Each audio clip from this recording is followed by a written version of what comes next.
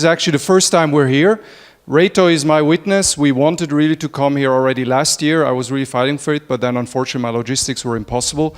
So we're going to entertain you the next 30 minutes with two things. We're basically going to give you a quick run through our STO ICO study that, as some of you know and even were there, was launched this Friday. It's all fresh. It's just been quoted in Forbes, so this is already making some waves. And then I'm going to talk a bit about the leveling up of the infrastructure. So I'll introduce myself just in a bit, but I'll hand over now to Lukas Wohlgemuth, our digital blockchain evangelist, who's going to walk you through the study. Thank you. Yeah, so it's already the fourth edition of the ICO STO study we launched now with Strategy End. And I can maybe give you a short guide through through the executive summary of the biggest takeaways you will find within the study. So the study is also online. You can download it later on if you like to. Generally, the ICO and STO have nearly doubled compared 2017 to 2018. So we have now had over 1,100 ICO and with an overall funding volume of 20 billion, which is quite a lot and especially remarkable since we started like the crypto winter in the second half of 2018.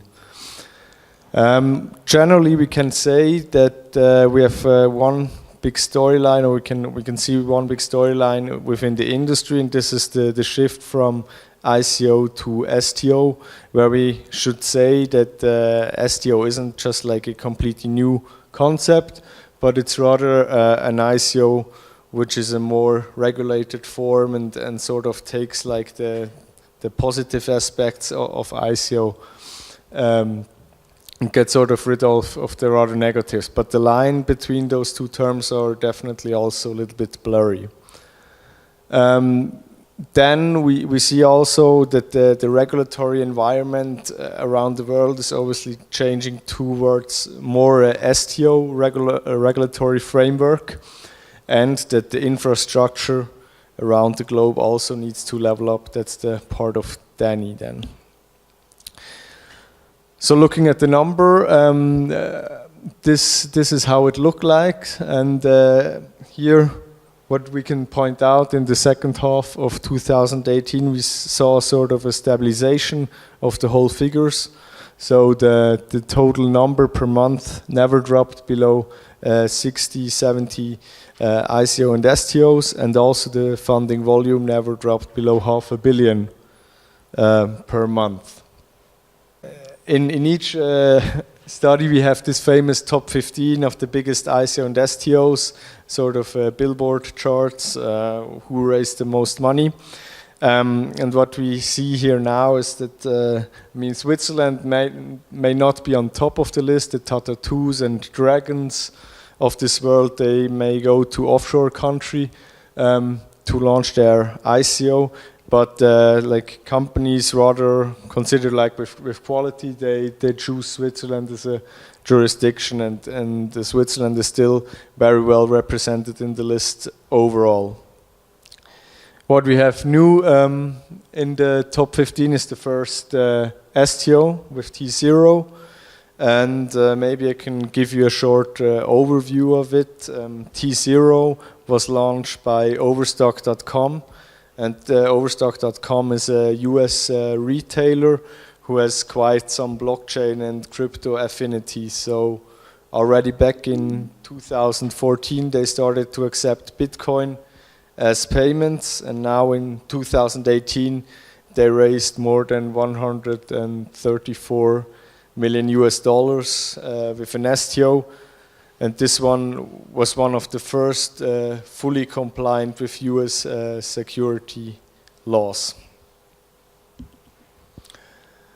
So yeah, STOs, they are now everywhere, but still like the funding volumes aren't that high compared with the overall volumes we have with the ICOs.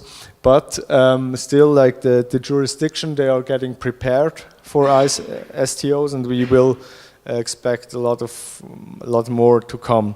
What we can also say that the jurisdiction, they try to leverage now the existing security laws, obviously also to cover the STOs. Excellent. So second part is now really deep diving on the infrastructure, and that first slide that you'll see is one that you may have seen before. It's the evolution of what we call crypto finance. Our hypothesis here is clear that we're moving from a simple business to a more and more complex business. I mean, it's relatively easy to just trade cryptocurrencies compared to what is up the curve, derivatives, future swaps, fund solutions, even portfolio management and up to wealth management. So our hypothesis here is that as the infrastructure needs to mature and level up, I mean, so will the business models change, and crypto finance will become actually quite a complex type of business. And the bad news, so this is actually a sad presentation. The first, we do like a classic good movie. The first part is happy and enriching, and people get positive, and I'm now here to hammer the mood down and make a bit of a drama. Hopefully there'll be no tears in the end. So if you go to the next page, this is a model that we use just to make a bit sense of what is happening right now in crypto finance. So there are actually three trends coinciding and working almost in parallel. So one is the whole blockchain development as a technology, but also things like digital IDs based on blockchain, distributed autonomous organizations, smart contracts, and so on and so forth. So a lot of research is going in there, including clearing settlement solutions. And many banks, you know that, they look primarily at blockchain. They used to love blockchain. They said blockchain is great, Bitcoin is bad. We love it because we can do clearing settlement and trade fines and that stuff. So this is going on. At the same time, we see this big trend of tokenization of assets. This is, I think, currently really, really hot. We have a lot of RFPs. We work with clients on all forms of tokenization, from music rights to gold to real estate to all sorts. And we have a couple of tokenization experts here today and also a couple of startups. So I think this is something we're going to discuss the next 3 days a lot. But then the third part of that triad is, at least for me as an FS original, kind of as my original heritage, is really interesting, because the crypto finance is this new thing that kind of binds this all together, including the cryptocurrencies, but also all these tokens, including investment products, so things like Fontobel that they did. You know, it's basically a derivative on an underlying that is crypto, and we'll see much more of that. We'll see trading brokerage, we already have that, but we'll also see in the future wealth and asset management. Now this is the sad slide. This is, some of you know, I'm very passionate about the infrastructure. I think without infrastructure, we really will have difficulty of scaling up this whole thing. This slide is sad because it's old. I made this 1.5 years ago with the team, together with Lukas and others. We presented this already, I think, in January 2018. We presented it this January. We're presenting it now in March. Unfortunately, we never had to change anything on the slide. It's just staying the same. The color stays the same. It's basically showing you all the different building blocks of what we think is an underlying infrastructure of this thing called crypto finance, tokenization, and blockchain. Where white is a huge white gap and dark red would mean this is something we as the industry, we as the ecosystem already do pretty well, and the infrastructure is pretty advanced. We could probably spend on this now a nice afternoon workshop with drinks and cake, but I'm just gonna pick a few things out of here, so I'll dive straight into the next page. But please, if you have time, download it, look at it, and get back to us with feedback. We always like to discuss this. So this is the exchanges, right? On the left-hand side, this is a picture you're very familiar with. There's around 800 exchanges around the world. The top ones, you know, the really top 10, they're all Asian, with one exception of being Coinbase in the top 10. All these Asian exchanges run huge volumes, and they altogether have about 70% of total trading volume. So in a way, this is very similar to our real world. You know that the main exchanges in the world, probably the top 10, they run 70-80% of the global trading volume. What is the problem here is that many of these exchanges get hacked, have fraud cases, don't really correspond to full regulatory compliance, and are not currently allowed to list STOs, or are not willing to list STOs, or STOs are not willing to list there. So we have this left-hand side, which is going to remain, of course, important for cryptocurrency trading and other forms of trading. But then we have the right side, which is kind of the new entrants, which are actually the old entrants, all these different well-known exchanges, leveling up, trying to get a piece of the pie and entering kind of the blockchain fray. So I think the exchange part is going to be critical. If you do an STO and you can't put it on any exchange, what you're going to do? Just OTC it and peer-to-peer it? It's not fun. So you need good exchanges. Yes? Short question. So you said 9 of 10 are Asian origin. Yes. Does this also reflect the users using these platforms? No, not necessarily, but there's of course a strong bias that most Asians, I mean we don't have detailed statistics because this is hard to come by, but the majority of the Asians prefer to trade on those exchanges, yes. While, for example, the US exchanges are predominantly frequented by Europeans and Americans, but of course also Europeans use some of these Asian exchanges. Yeah. Do you have any study regarding the user origin? Regarding the user origin? No, okay. No. I mean, this would require these exchanges to publish or make available set that data, and they don't. I mean, I was talking to Jesse Powell from Kraken, for example, on a one-to-one. There's very limited interest in any of these exchanges to go out with data like that. And this is one of the issues that we have in the industry, which will come by just in a second. Yeah. How do they differentiate themselves? Are they? I mean, it's a long list of exchanges. Do you see here specialist exchanges, or do they all offer the same in terms of a market portfolio? Well, or how do you? How do they? I would say that this is the classic cryptocurrency exchanges. You know, they may differ in having this token or this cryptocurrency, but not that. But more or less, they're all doing the same. What is interesting is, of course, the origin, right? We pasted the flags and said, okay, this is Chinese, but you know, for example, Binance, you can't really say it's a Chinese exchange anymore because they migrated from China then to Japan. Now they're in Europe, but they have a license in Liechtenstein, they have a license in Malta. So these entities are becoming multi-domiciled, which then of course gives some questions maybe to regulators.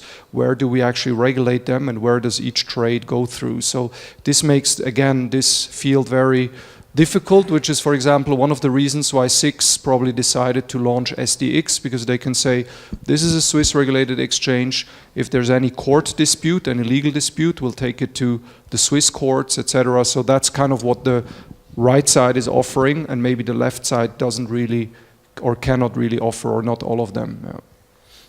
Okay, if you go quickly to the next page, this is just our attempt to show this is a great slide. This is again a kind of a short moment of euphoria in the drama. So I think in Switzerland it's fair to say this is unique.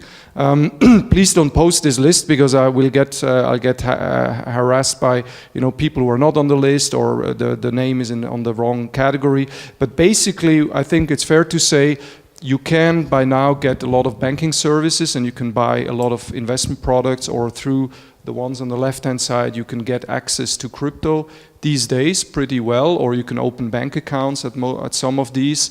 We're also very strong, and this is where basically the Swiss ecosystem has grown out of, is the middle part, right? The trading brokerage. So the Likas, the Bitcoin Swiss, the Bitties, they have been around the block for a while, and this is what they do, and this is what they still do today, and what they will do in the future. And then on the right-hand side is what we would call the official OTFs, the exchanges, those who want to be kind of fully regulated exchanges in the marketplace, and we'll probably see more of those. But this is just to show you that actually in Switzerland we're in a very privileged situation. In many countries that list looks actually quite small, if non-existent, right? And if we now go to the next page, this is the second topic. So this was exchanges. I'm just giving some flashlights. This is advisory.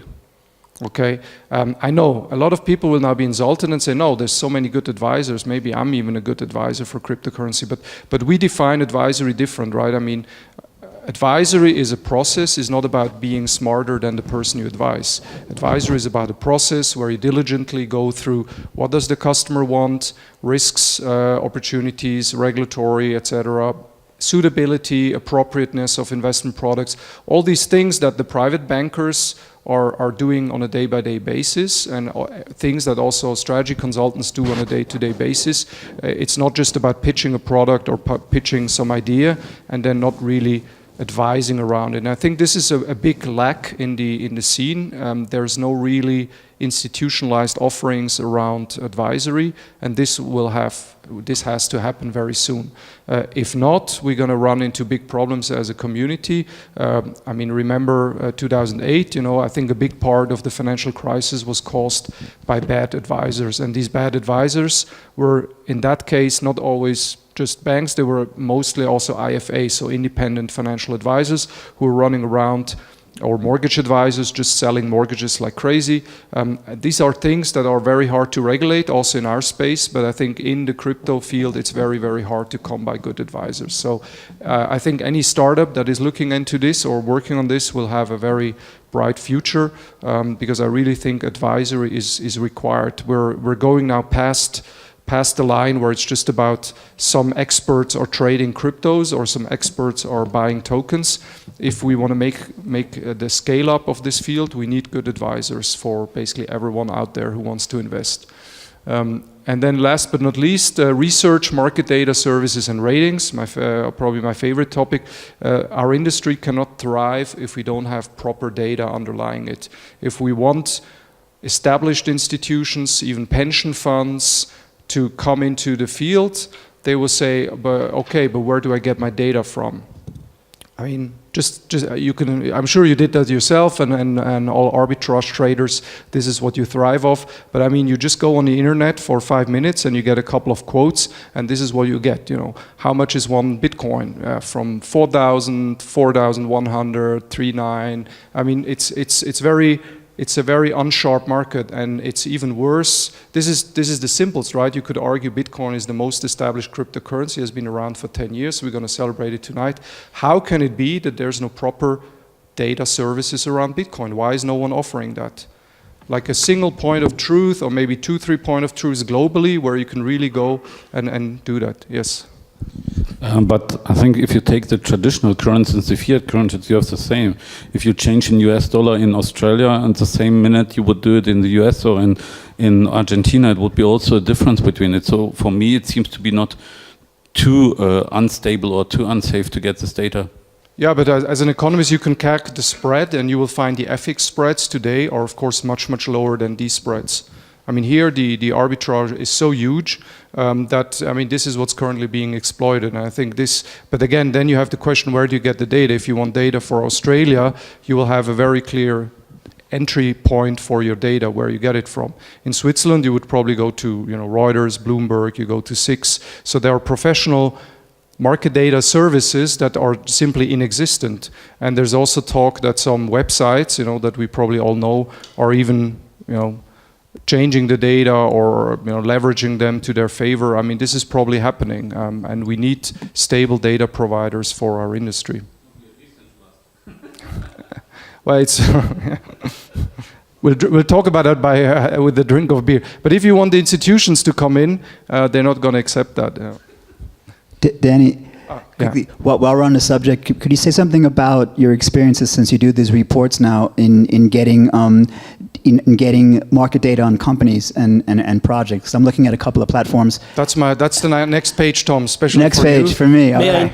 So let's move on. Vitus? Can I? Because I think it's quite an interesting point of view that you say it's missing data, but also coming back to the point you made over there, isn't it yet the sign of maybe not that efficient market? Yes. And a small market, yes. So that you have those spreads, and obviously there are too few arbitrageurs in the market to make use of it, or the costs are too high to trade. You're right, as you are, but at the end of the day, the issue here are not the spreads, the issue here is not arbitrage, the issue is the lack of trust. If I'm a kind of old school, 20, 30 years old investment banker, I enter the field, I analyze where can I get data, Yahoo Finance, MarketWatch, I don't know, CoinMarketCap, I just don't trust these sources well enough, right? And this is what we need. We need trusted sources. They can be organized decentrally or centrally, but we need brands, so to say, to enter the market and provide data. Yeah. Let's move to okay, Philipp. Yeah. Would you see that Yahoo Finance or Bloomberg will include crypto data in some point in time? Or Sooner or later, yeah. Or do you see here newcomers? No, that would be the brand most probably, no? Yeah, I mean, look, this is again philosophical. If we want the institutional parties to enter the fray, then we probably need some old school brands to give them the trust. And yeah, they're working on a Bloomberg, so I think we're waiting for them, and they will probably then need to provide that market data service. But I mean, the study that we are doing, the ITO, STO, ICO thing could also be done by one of these providers, because this is very hard manual work where you literally go from STO to STO to ICO to ICO. And this brings us to the next page. This is especially for Tom, startup due diligence, right? So if you're an advisor and someone comes and say, hey, should I invest into Intelcoin IO? Sorry, I just picked them. I don't know them. This is not against Intel IO. I'm just stating how difficult it is. So you go on their website and you find our partners, and they have very impressive partners. You go on Reddit, you don't find anything about them. You go in other sources, you Google, you don't find anything about them. You go to the rating sites, you know, the ICO rating sites, not existent. This is very hard, right, from the outside. And in this case, being coincidentally from PwC, we have a global chat where about 400 people are wired in from PwC, all working in that field. So I asked who is working with Intelcoin IO. No one. So maybe someone is somewhere, but at least it's not known to the global community, and it's hard to say what we do. But I mean, these are all things you need to literally do a due diligence and say, is this company really working with UBS, Barclays, PwC, Societe Generale, and UNICEF? What are they doing? How is the structure? Why is there nothing on Reddit? Why is it not being discussed? Why is it not rated? So there's so much more that we need to level up, because else this will remain difficult. This was, of course, worse in 2017, but we need that trust. We need that market data for the future. Next, and I think I'm coming to the end, because I have a little amuse-bouche for all of you for the end. So look, this is a bit, I maybe sound too negative, but I think that leveling up of the infrastructure is often overlooked. Often people just say, it's okay, a couple of exchanges will be coming, we got the data, we got this, and there's enough advisors out there. Just go on LinkedIn and look for crypto advisor or ICO advisor. You're going to get tons of the people all around the world. Yes, but I don't think we're at the level yet, and we run a certain risk that if our degree of innovation and creativity continues to propel, but then we are not managing to get the infrastructure up, we sooner or later going to run into some serious trouble. So I think we got lots to do, and we may need a computer with some internet on it. But for the last part, I have, especially for you, I think this is the last slide, right? Can you quickly check, Lukas? Oh, no, this is the airplane. What are we doing in this field? So, I mean, you could say, what does actually a strategy firm work? So we work with clients on all sides. You know, infrastructure clients, we work on people who want to enter that field, be it a bank, be it a family office, be it individuals. We work with people who do STOs.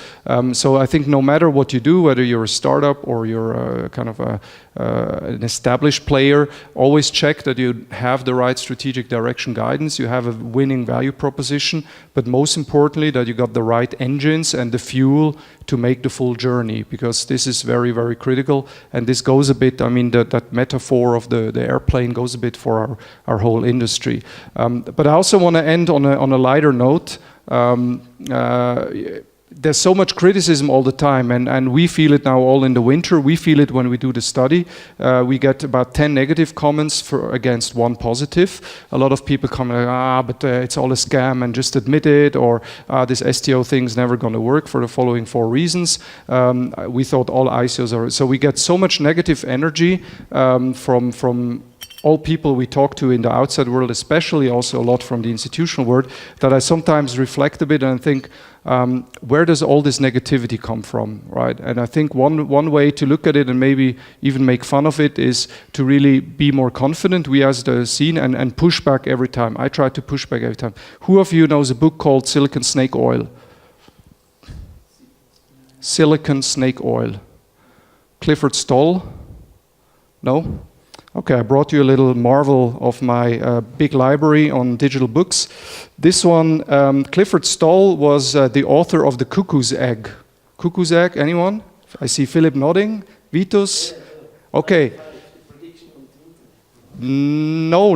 Kukusek was actually a quite well journalistic story about a big hack in the US, a big hacker group that was active in the US.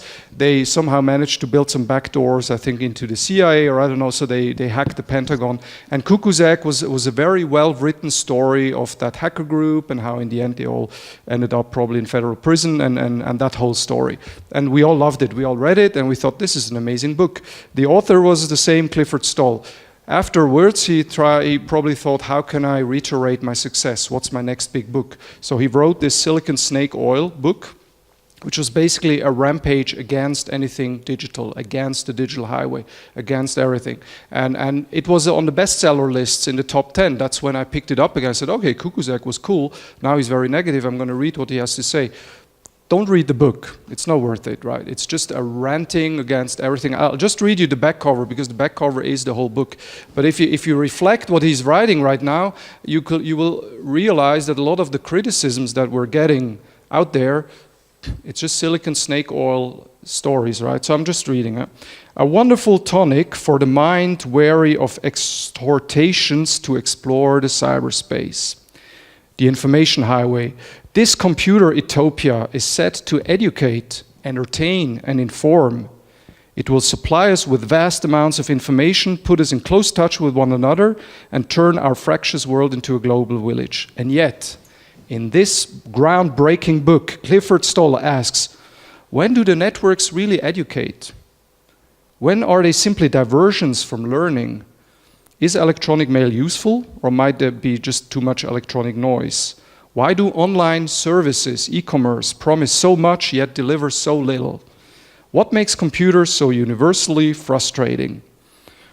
Anyone concerned with computers and our future will find it startling, wholly original, and ultimately wise. So this is a rampage against, nothing's going to happen. And I think it's sometimes I think we're in a phase now where a lot of people no one written such a book now, but I think if someone writes a book like Silicon Snake, I don't know, crypto or blockchain, it's going to be a bestseller.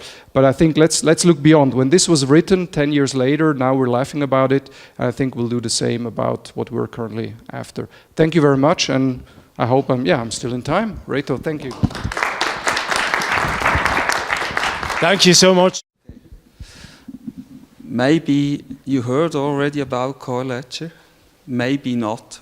A lot of people didn't hear about us yet in Crypto Valley, and that's because we decided in the beginning when in 2015, Hannes Schweifer and myself, we sat together and thought about what will be the next big thing in the crypto finance area. And basically we came to very similar conclusions like PwC, that cryptocurrencies will be interesting for a certain time, but then we will have to have an infrastructure that will help to combine the old financial system and the new financial system in order to reinvent wealth management.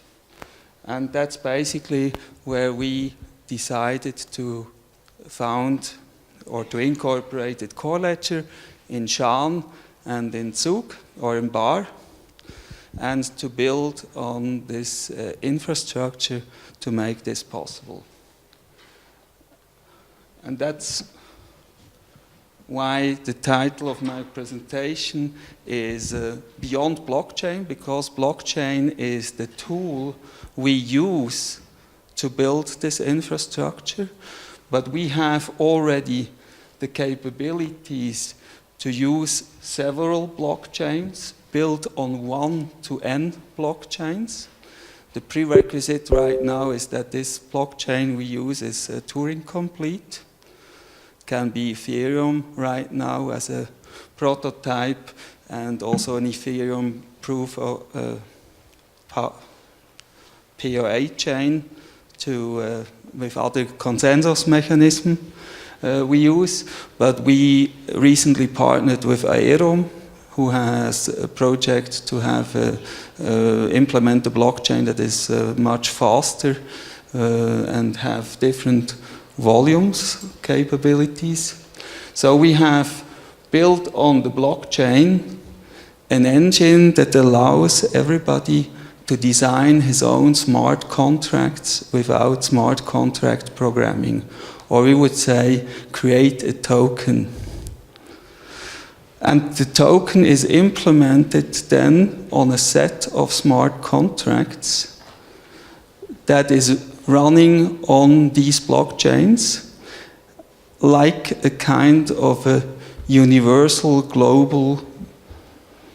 My marketing manager does not like it, but it's a banking system, or it's an SAP FI, financial module, where I have all the accounting infrastructure on the blockchain.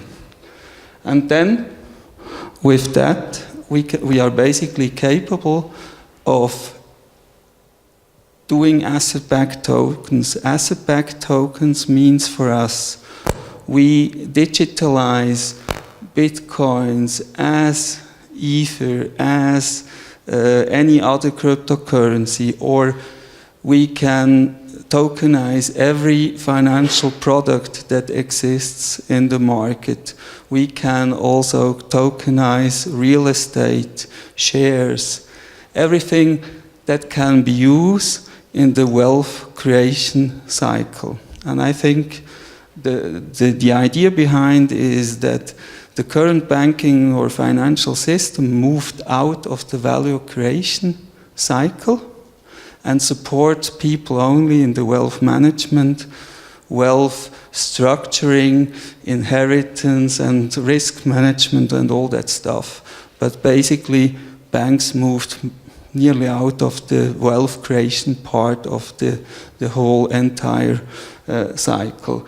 And with CoreLedger as an infrastructure, it is possible to support this wealth creation cycle for any kind of product that can be traded. That's why we say makes everything transactable, and can connect then also with traditional financial system in order to support the community to create the so-called new wealth management that will include much more asset classes that are included today.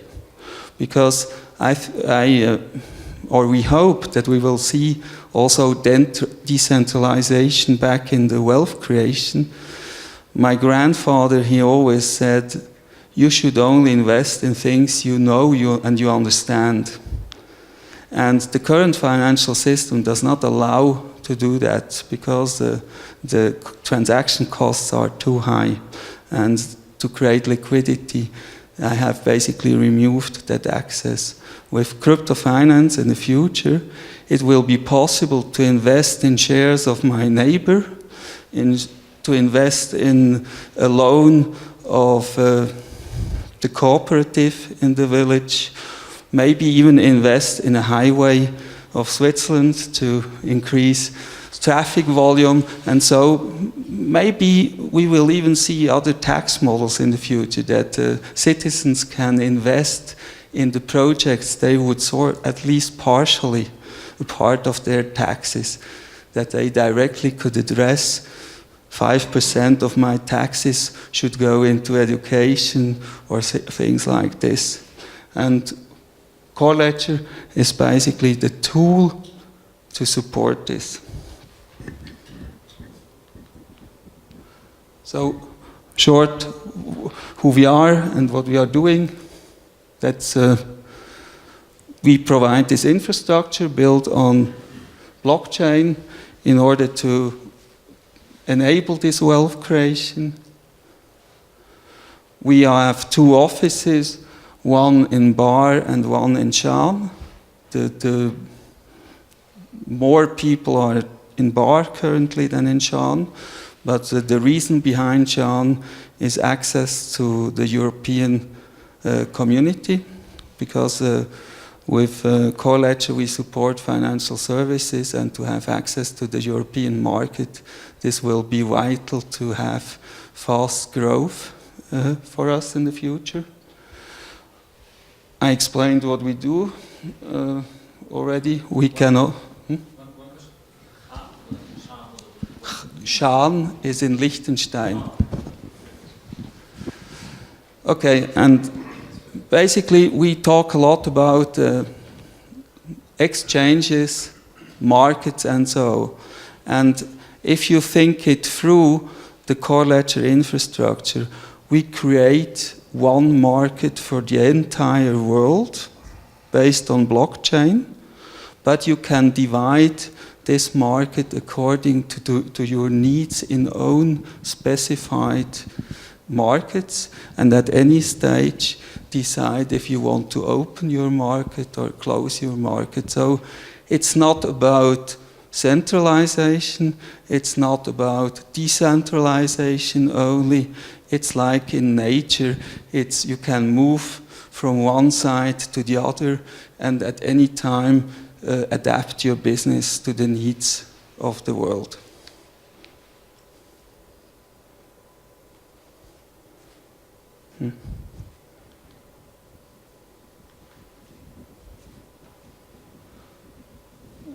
How do we do that? We have basically 3 products that we offer in the market. One is the Toth, the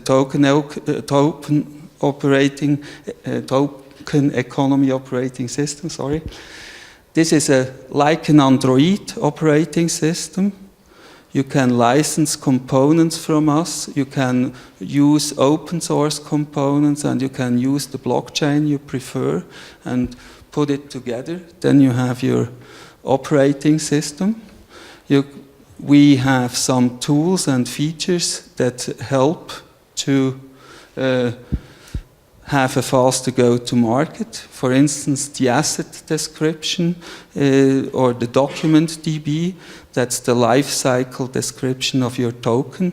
That is not only a readable and visible document how your token is structured and what is the value behind. It's also stored on the blockchain. So at any time you can check if your prospectus is the right one. And it includes also the whole life cycle of the token. Because let's imagine you tokenize real estate, a hotel room burns down, you have to remove that room from the token economy. With document DB, you can take the tokens and make a so-called corporate action and describe these 2 tokens are not available anymore and are replaced by the payment of the insurance company or whatever is required. Then we have a second product. It's like Office 365. You can within minutes create your own white label marketplace and tokenize if you have the regulatory requirements fulfilled, whatever you want. We do not fulfill the regulatory requirements with that. So we normally partner with the specific specialists in their areas. And you can start implementing your business model, testing your business model, and if you are successful, you can still go towards Theos and individualize your business case by implementing apps and other stuff.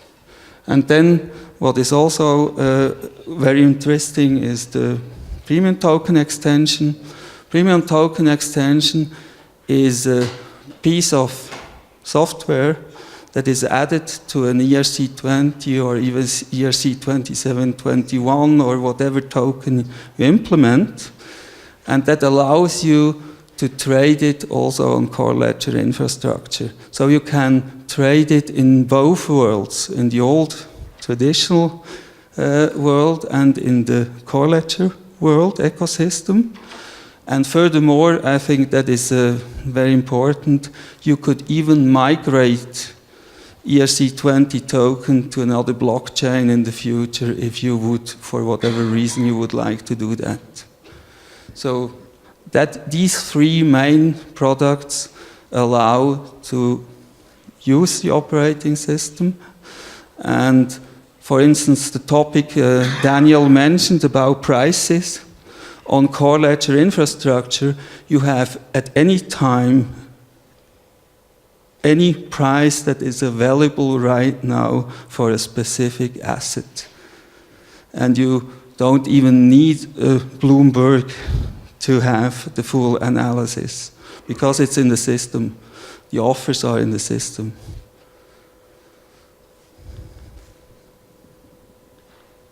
So I think that is what I wanted to tell you about CoreLedger. I hope we will become a little bit more known in the future in the Crypto Valley, and we will soon come with partners. And one of the partners you will see here also at Crypto Mountain is BD300. Is a game on CoreLedger infrastructure. We have a customer that will trade shares on our platform in a closed group, so with qualified investors only, an OTC marketplace. And we hope to support soon also STOs, where we really can issue with the right partners any kind of token that has a clear defined benefit risk description. You have a very powerful platform, very versatile. You can, well, like an Apple platform where the app developer can develop any kind of application. You make it easy for so-called non or half experts to develop smart contracts, develop systems to combine people, businesses. How do you sell that to customers, large customers, potential clients who are not expert in that system? For instance, Switzerland, Canton of Zurich, Nestle, all these corporations, the business, the real incumbent business world, which probably would benefit a lot from your platform. I have many answers to that. The first is the bad one. It's not easy, because to sell infrastructure is never easy. The second is you have to identify in your network benefits for customers, use your network, convince the customer, start small, prove that it is working, and grow. I mean, the brand of the company who will trade shares is a well-known brand in the market, and as soon as it's working, we will obviously use leverage on this brand to show that even a big corporate could manage his share register in a different way. Show us one of your products, how it looks like. Not here and not now. I'm not prepared, but I don't know if Bernhard will be able to show BD300 running on. Yeah. So what is the stage is beta plus, and we will bring it out the 10th of April with the first app. Okay. So how much time did you have already developed in this? And I mean, you have 3 products. Is one more advanced than the others, or how are you approaching it? So you start with one and then the others, or you have all of them being developed together? No, but basically we have created the general architecture that was what we call now Theos, and white label marketplace is basically a product built on this architecture. And it has already been built? Yeah. Okay. So we exist for 2 years now. We have spent 3.5 million Swiss francs in developing the software. And so from a blockchain perspective, we are quite old already. And so we have really not an idea, it's a product. Okay, and do you already have a customer on this platform? Yes, 2. 2. Okay, and they're live?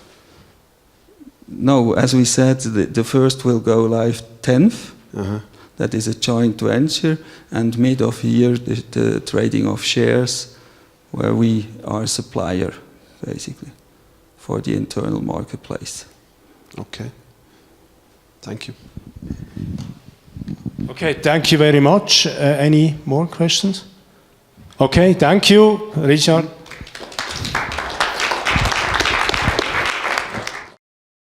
Hey, my name is Philipp. I'm very happy to be again in front or on that stage. I consider that as a very fruitful event because you really discuss, you're not just doing business card speed dating as on many other conferences. So yes, I'm very happy to be back, but the journey to that stage was quite long. This is my hometown, one of the largest favelas in Brazil. The reason why I'm today living my entrepreneurial dream, well, I had a perfect sidekick. My parents, by adopting me, they enabled me to follow my skills, passion, and talents. Every hero has a sidekick. Batman wouldn't be able to do anything without Robin. The same counts for Lucky Luke and Jolly Jumper and all the other heroes out there. But many entrepreneurs were not that lucky than me. So I decided to develop a sidekick for them. May I proudly present to you Heymate.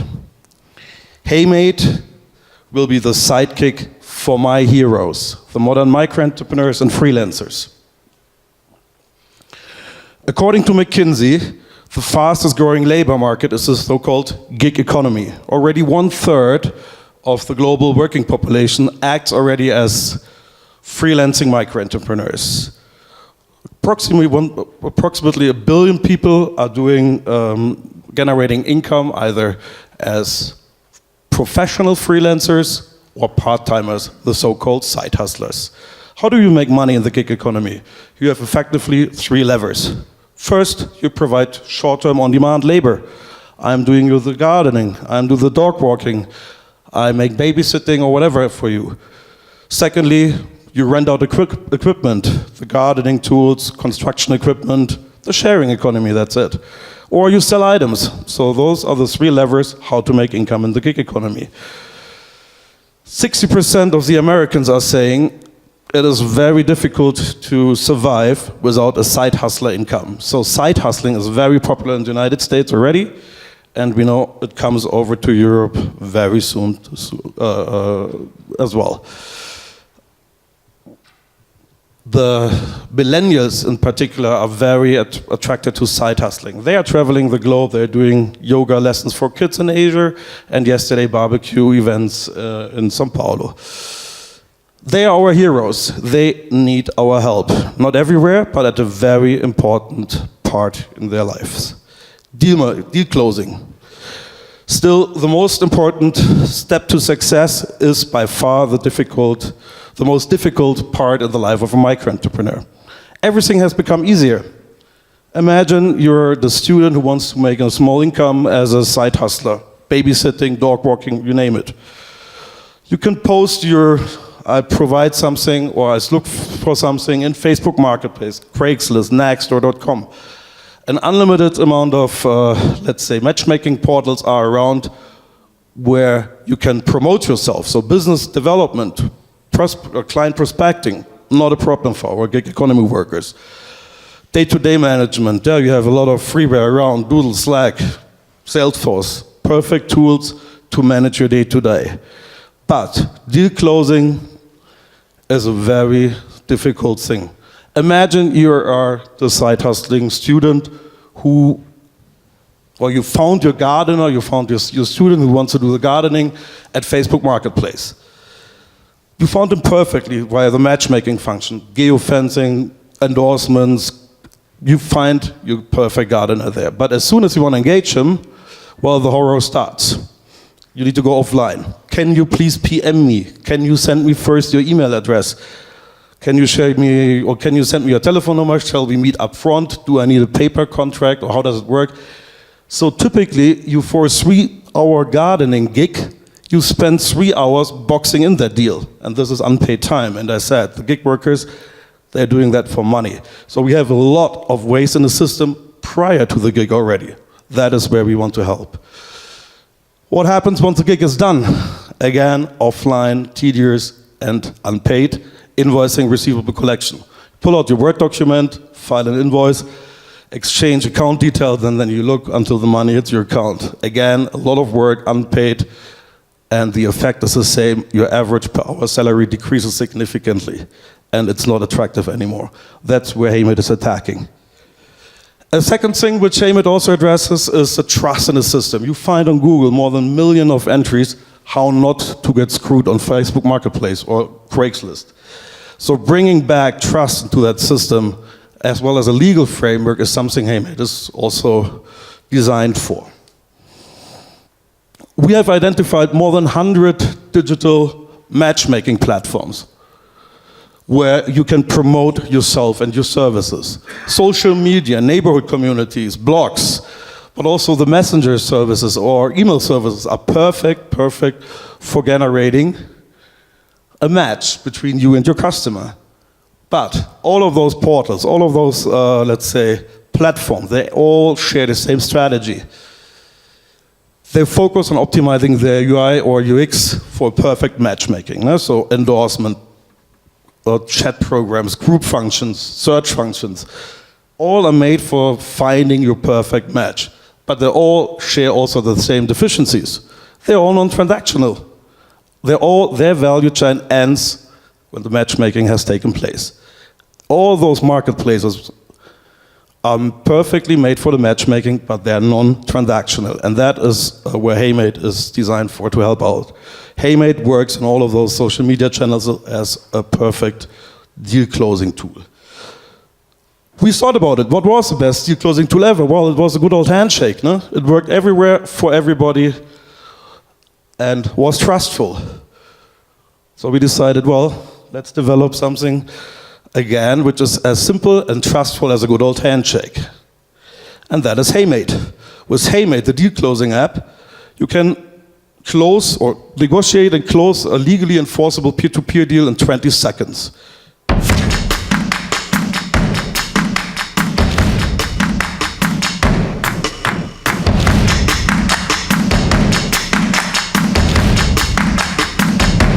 Seconds instead of 3 hours.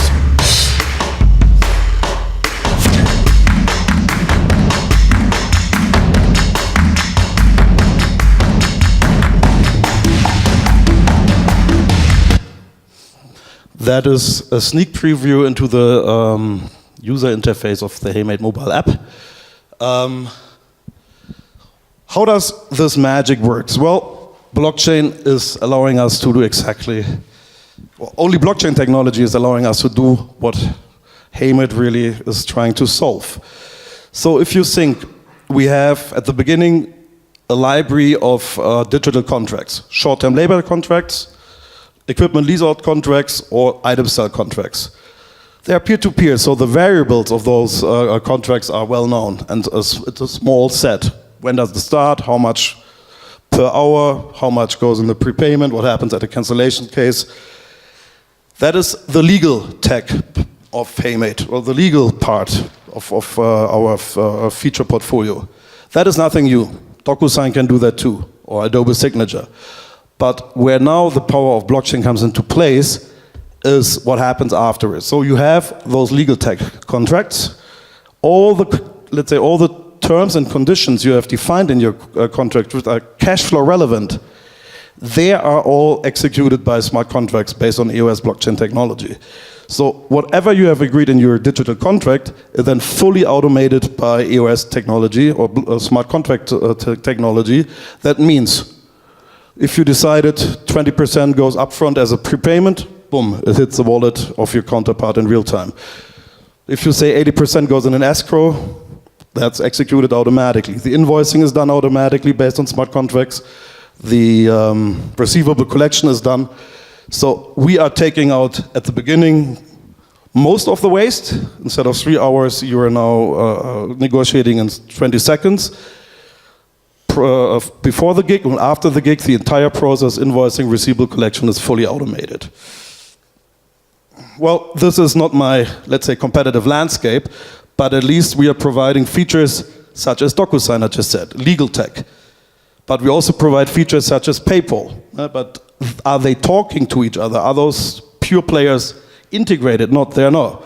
They're standalone pure players, they are not interacting. Heymate is providing end-to-end this entire feature set, meaning first the legal tech part, and the back end, the fintech part.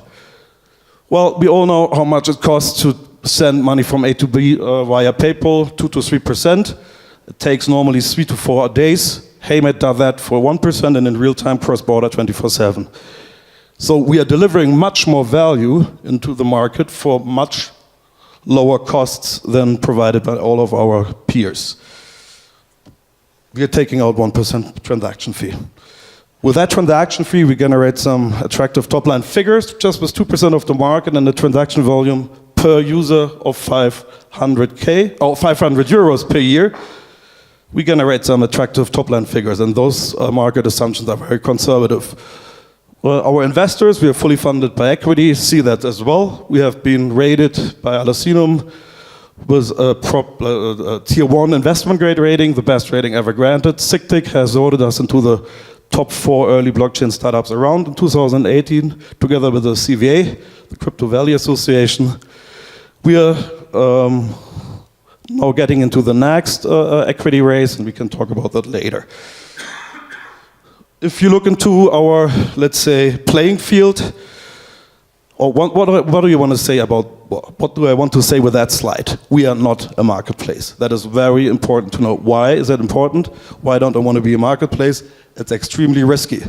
A marketplace follows a logic which is very simple. The winner takes it all. So you invest a lot of capital to buy your customers and your suppliers, multi-sided marketplace, and if you have bad luck, somebody has a higher capital base, he dries out your silo, pulls out your customers or your end users, and you're done. We didn't want to end in that trap. We all serve on the back of those existing communities. So via our API, we are accessing Craigslist, we are accessing Nextdoor, we are accessing Facebook Marketplace. Instead of building our community, user community one by one, we are surfing on the back of existing communities and use growth hacks to get here traction. That brings me to the go-to-market. We are very efficient when it gets to when we are, let's say, planning our go-to-market. We are launching very soon. We want to be in the revenue zone end of Q2. So first we start with viral programs, growth hacks. Secondly, you can launch via referral programs. But also if you think a little bit more long time, once the traction is there and the product market fit is proven, you can implement, let's say, referral fee agreements with big players in exchange for an exclusive integration, such as Naspers, one of the largest investors in non-transactional marketplaces. They own OLX or Let Go. We are currently discussing with them how to get integrated into their portfolio of non-transactional marketplaces. Obviously, that is a very efficient rollout mechanism where you don't spend any penny on marketing. Are we the right team? Well, I love my little baby Heymate, and I will make it a mega giant.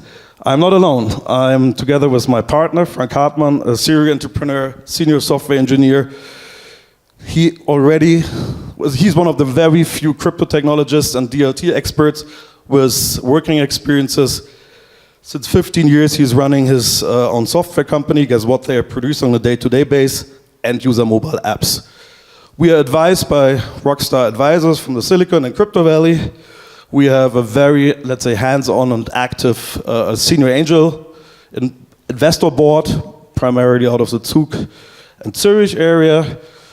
We are embedded in the Crypto Valley. We love it. We really benefit from the strategic, let's say, elements of this ecosystem. Feel welcome to come in our office. We are based in the Crypto Lab in Zug. We are there. We would love to inspire you and hope to launch Heymate very successfully over the next couple of days. That is what I wanted to tell you. Okay, thank you very much. Thank you, Philipp. Very great presentation. I mean, the probably question you get a lot is the gig economy is very interesting for people below 18, right? So all these people, I don't know, from 10 to 18, they love gig economy. They do that. I think by legal standards, they're actually not allowed to do a contract on their own. technically, with your solution, they would be off to the races, right? They could have a form of payment, they could receive tokens, maybe they change it into other cryptocurrencies, they can make contracts, they can get going. But the problem is that the enforceability is not there. I mean, how do you position yourself? You could say, you know, screw the old world, this is the new world, this is gig economy, just use Heymate and you're good. Because in a way, this is an untapped potential. And I think, I mean, 90% of esports professionals are below 18. Yeah. Probably their parents still have to sign all the contracts. Good question. I mean, Heymate is a DLT company or based on distributed ledger technology. That means we are de facto an infrastructure provider only. No? So if you compare us, for example, with Uber, if I'm entering as an Uber guest, an Uber car, I have a contract with Uber. The driver has a contract with Uber, but I don't have a contract with the driver. So Uber can be made responsible for what happens there at the front. At Heymate, the contracts are designed between the end users only. We don't even see what they are doing. And so we can't, let's say, exclude a couple of, let's say, age groups. It's distributed ledger technology. So from a legal perspective, it is not a risk for us. We can't pull the plug. We provide, obviously, guidance on how to behave correct in terms of tax filing, in terms of, let's say, legal behavior, but we can't be made responsible for that at all. Are you sure? Yes, I'm very sure. And when we check that... Do you need a bank account? For using Heymate? Yeah. Well, if you only... no, not necessarily. We are currently mapping out the best wallet solution. I am very... I want to be able for Heymate to be used also in the non-banked world, refugee camps. So it is very important that you top down your Hey tokens into fiat via, for example, a prepaid debit card. We are looking to integrate that, or via Western Union, so that you are not dependent on a banking account. Yeah, because quite a high number of non-bank accessible people. It's about 7% in US have no bank account. Yeah. And I think they are also, some people are in the gig economy. Absolutely. That's why I'm asking. No. And also like in the frontier markets or the emerging markets, you don't find bank accounts anymore. Okay, thank you very much. It's a pleasure to have Bernd here. I have something that I can really give to people, and you can touch it and you can look at it while I'm talking. So I want to start here. Here you go. It's a small box. Yeah, so I've been at the first Crypto Mountains event actually. What was that, 2 years ago? So it was really, really interesting, and I enjoy being here again. Thank you for having me. I'm a bad seller, so I'm not going to sell you this, but I'm a strong believer in decentralization, and that's what I want to explain to you, why this is important to me and what this product means. So the blockchain or Bitcoin is 10 years old now. That's great. And we wouldn't be here if that wouldn't be the case. So, and it's about decentralization. To me, a blockchain, if you want to call a database a blockchain, it needs to be decentralized. So that's really what I believe in. Everything else is a blockchain, is a database. And the internet started 50 years ago, decentralized. It was made to be war resistant. If there was any fights, any wars going on, you know, then you should still be able to access the internet because it's redundant. You can access it from any point. Today, the internet is not decentralized anymore. There's internet service providers that give you access or grant access or deny access. A country can deny access to certain services. And on top of that, there's this other layer of products that are very centralized. Google, Facebook, Amazon. So it's evolved from a decentralized idea into a very centralized. And I can recall the quote from Tim Berners-Lee, but he sort of said, you know, if we could turn back the time, we would really like to be decentralized still, the internet. He really regrets that it turned into a centralized service. And my fear is that we're going the same path with blockchain.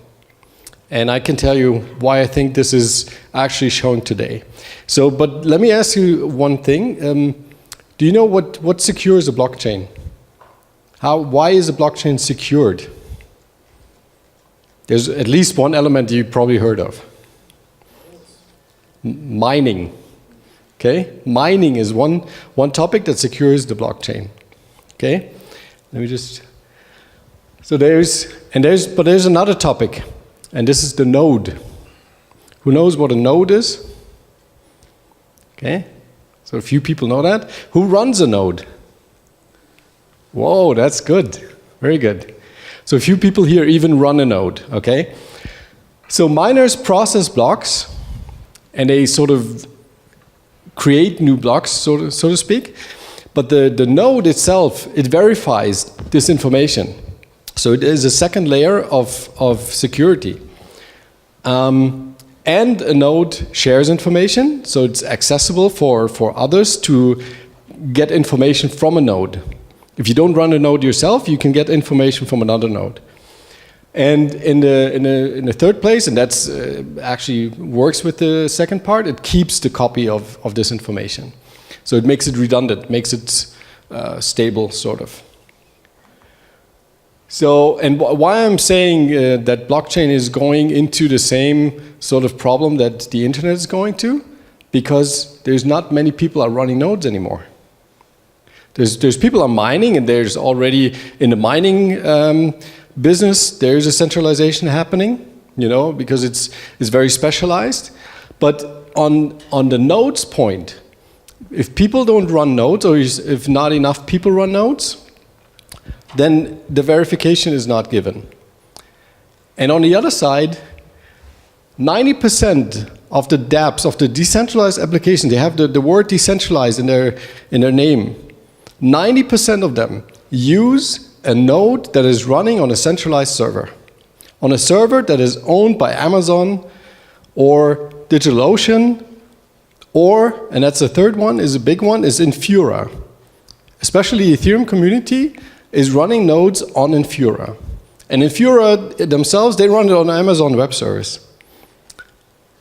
So if you would attack, or if Joe Lubin, who owns Consensus, or is the founder of Consensus, if he decides to stop Infura because it costs him a lot of money, 90% of the decentralized applications will not work anymore, because they don't run the node themselves. They trust on a centralized service. And if you use MetaMask, it's the same thing, so it's just another layer going through Infura, going through Amazon Web Service. And I realized it myself, and I'm not a developer, so I'm not into that coding part. But I realized myself because I run a project called Swarm City. That's my main project. And I had to pay bills to DigitalOcean for running servers. And I was asking my team, guys, why are we running servers? We want to be decentralized. And they said, well, we have to because we have to maintain a node. And it keeps it stable. You know, it has an uptime of 99.99%. So it's perfect for us. But I paid a lot of money for it.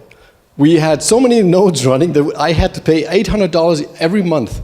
And this is a crazy amount for running this. $800 every month to run these nodes, to make sure that Swarm City is decentralized, you know, on DigitalOcean. Why don't people run their own node? That was the question I had. You know, and it's quite simple. In the beginning, I was actually running a node in 2015. I was running a node on my laptop. It was possible. I ran the Ethereum node. I had a wallet from Ethereum, and I was running the node. But now the disk size that I need for that is more than 160 gigabytes. And I need an SSD disk because otherwise it's not fast enough to synchronize. And the Bitcoin is almost the same. It has like, what is that, almost 200 gigabytes, is that correct? No, yeah, could be. It's also quite big, okay? So running a node means you have to have a lot of hardware, disk space. And you need to be 24/7 online because otherwise it's not synchronized anymore. I had the point where I wanted to participate in a token sale. My node was not online. I had to plug it in. I was waiting for it to synchronize. I was waiting, and the token sale was over before I could do anything. So that's why you need to run the node 24/7. Okay? And proof of stake, which is a coming consensus mechanism, needs your node to be online 24/7. So again, if we run nodes, we continue to create decentralization. Okay?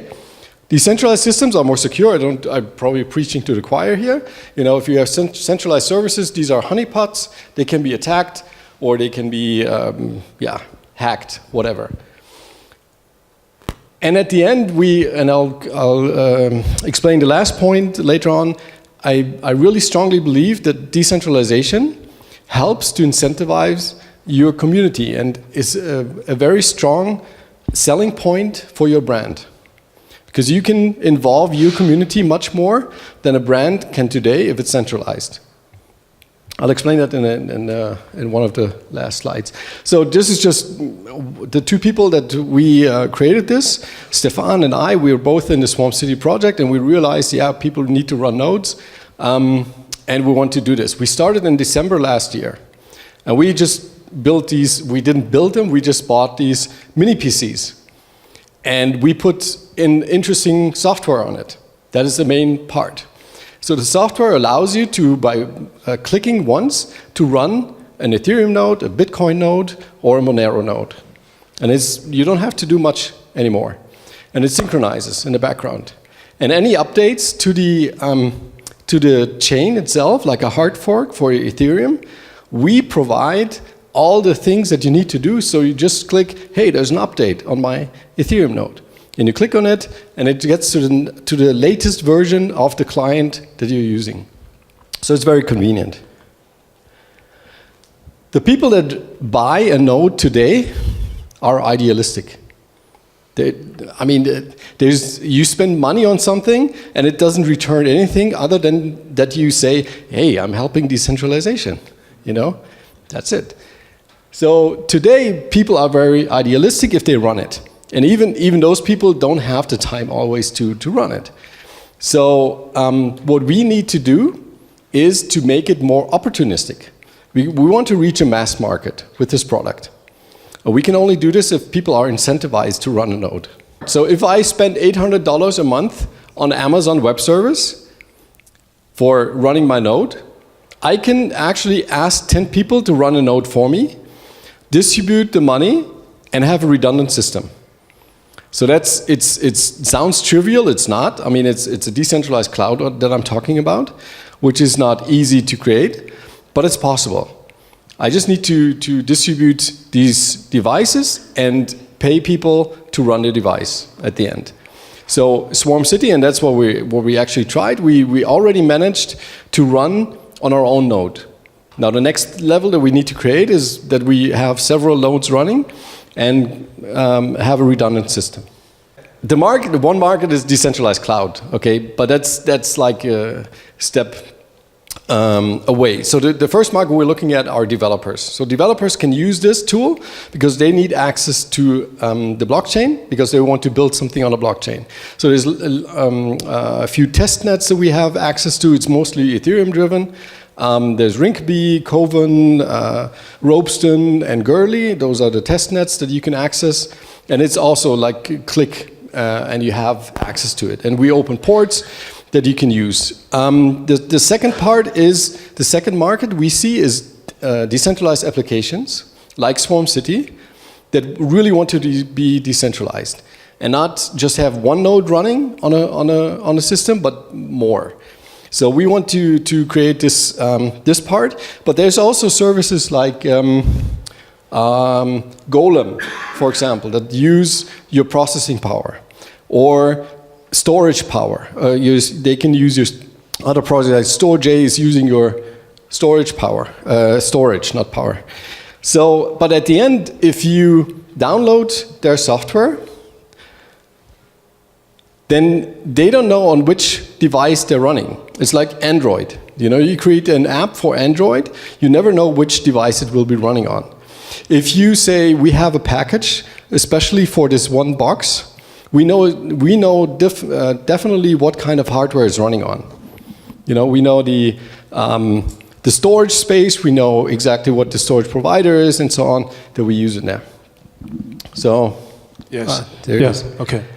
Yeah, it's got back. 2 minutes more Oh, because okay. of that. Okay. I'll hurry up. Sure. And then, so at the end, we want people to earn crypto. That's the main incentive part we want to create. So we want people to use this box and earn crypto with it. And the last stage would be own your own bank at home. You know, but this is a very, very tough topic because then we need a lot of security. We'll probably run a private key on your device or access point with your private key so that you can really make transactions through your device. But even my crypto or my Ether wallet, today, you can use our device and you can choose the network you want to make the transaction through. So you know exactly it's going through my device into the blockchain. There's no other service in between. So it takes away one of these levels. These are the people, so we sold these devices from December on, and we're very happy about the response because they all tweet about it. You know, all these developers that could run this themselves, they buy our device with the pre-installed software and are really happy about it, and they tweet about it, and this creates more people that want to buy the device. And these are the 3 types of devices, so it's just the hardware is different. You know, we have very small specs to the highest one is what you have here in the room. It's 1 terabyte of SSD and has 16 gigabyte of RAM. So it's quite good. And probably you can run the Ethereum blockchain the next 2 or 3 years if it's not growing exponentially, which it is. Whoa.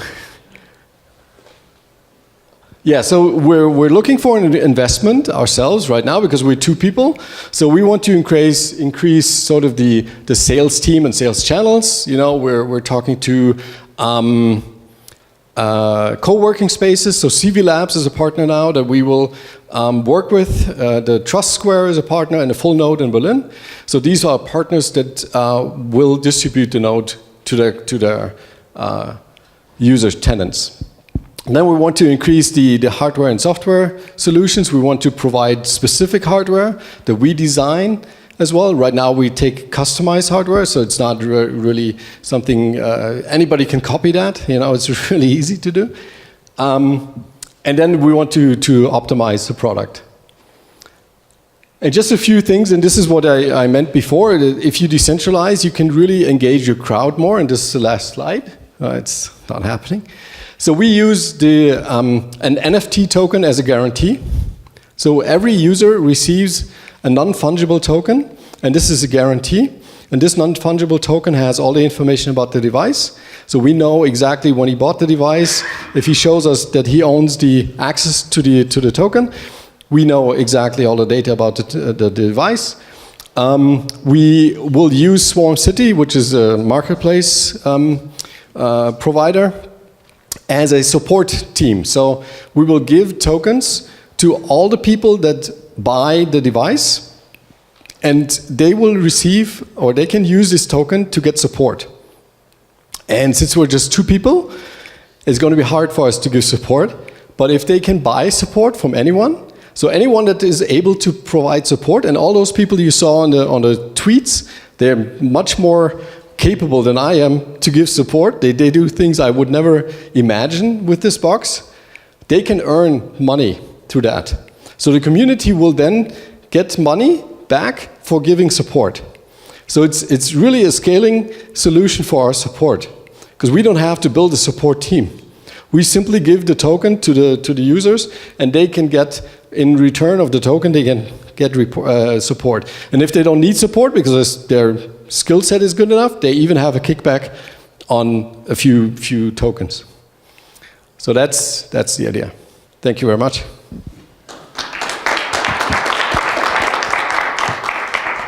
Are there questions? It's non-customized. There's so many things that you can do with this. It's like an Apple TV. I mean, it's.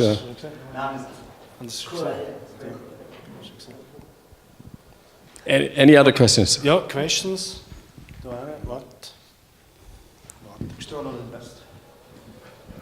Say again? So, do you have a return on invest figure on that? Not yet, because we try to reach out to projects that say they can run an incentivized program like Golem or StoreJ. None of them have. They're all in beta. They all run on testnets. So there's no application right now that's really live that you can use to get money back. But we will find one, definitely. So there's no figures yet. What was the reason behind you think that you should run these nodes decentralized? Because there is a very important reason behind. What was your motivation behind Well, this? first of all, the project I'm mostly involved in is Swarm City, and we really believe in decentralization. We don't want any attack vectors. I don't want to pay for a centralized service to run my node on, but it's also risky to run your own node because you have to maintain it. So at the end, you need redundancy, you need more people to run this node, and why not use your own community? And it really enhances the involvement of the community. We have a great community. They really love to support us. And some of them are not capable of developing, for example, because right now we're still at a stage where you need to be a developer to give something back to the product. But this could be something where I say, nobody needs any skills. You buy this, you plug it in, you even earn money with it. And over time, you might, in 1 year, you might even get the price out that you pay for it. Hello, everyone. I'd like to introduce myself. I'm here with George, who's in the back right now. We are two programmers from Zurich. And about 8 or 9 months ago, we got into programming trading algorithms. A little bit of backstory there. We got into Bitcoin and trading in 2016. And then, of course, you fall down the rabbit hole. You try to, sell the top and buy the bottom all the time. And we got into technical analysis and the whole thing. And even though we kind of were profitable in doing that, we lost a lot of sleep. That was the main loss. Sleep. So at some point we decided there must be a way to program an algorithm that does this for us 24/7, so we can finally get some rest. So we think we managed it.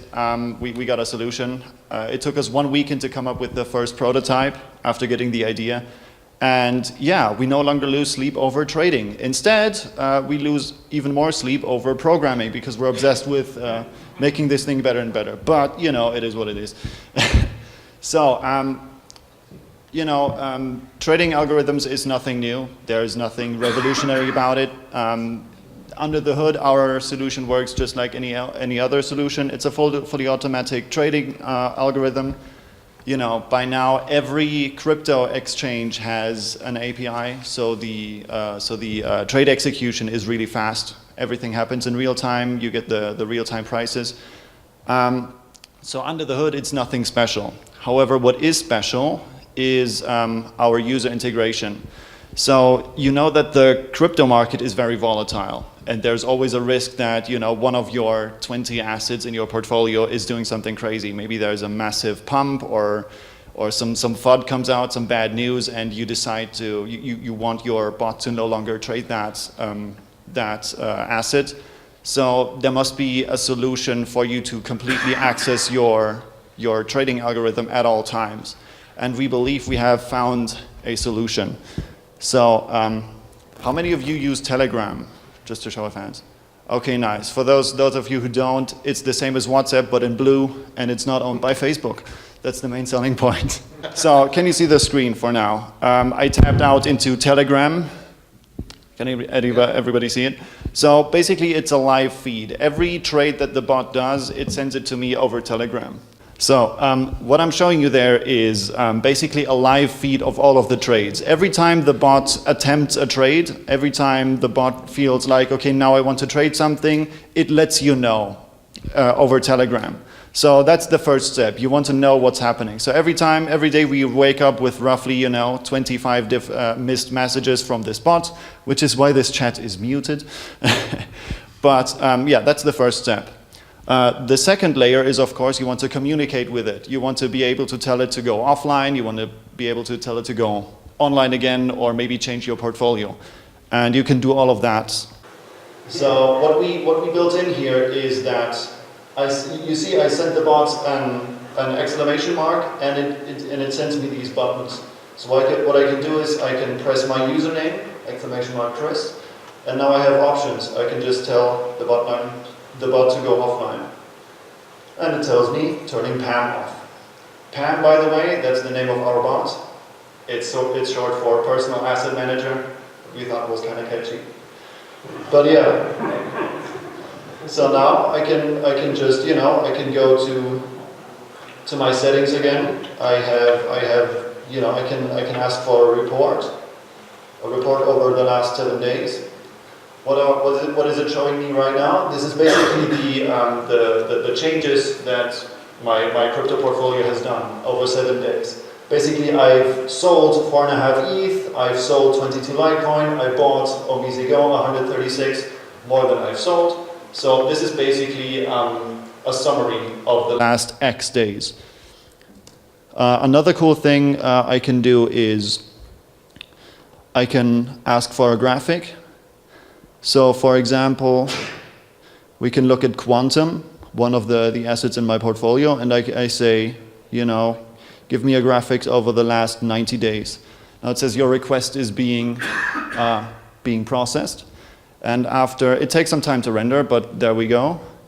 What it sends me is the buys and sells. And these are the actual trades that happened on my crypto portfolio from my bot. And as you can see, the dark blue ones, the triangles are where it sold, and the light blue ones are where it bought. And you can see it, most of the time it catches those tops really nicely while I was sleeping, and it catches the bottoms as well. So over time, this was over 90 days.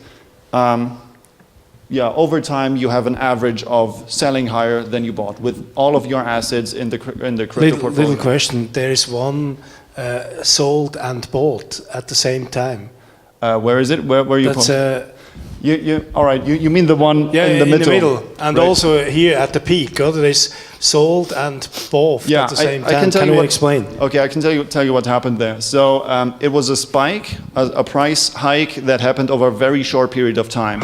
So on the way up, the bot decided to sell, but then it continued rising. So at the top, it decided to sell again, and then on the way down, it decided to buy again. So these two buys and sells are not happening at the exact same time, but in the same pump time span. So they cancel each other out. So what's left is the sell at the top and the two buys at the bottom, right? So it's not perfect, of course. There's always some trades that cancel each other out. One question? But isn't the purpose to rebalance? Isn't the purpose to rebalance and not to catch the highs and the lows of your bot?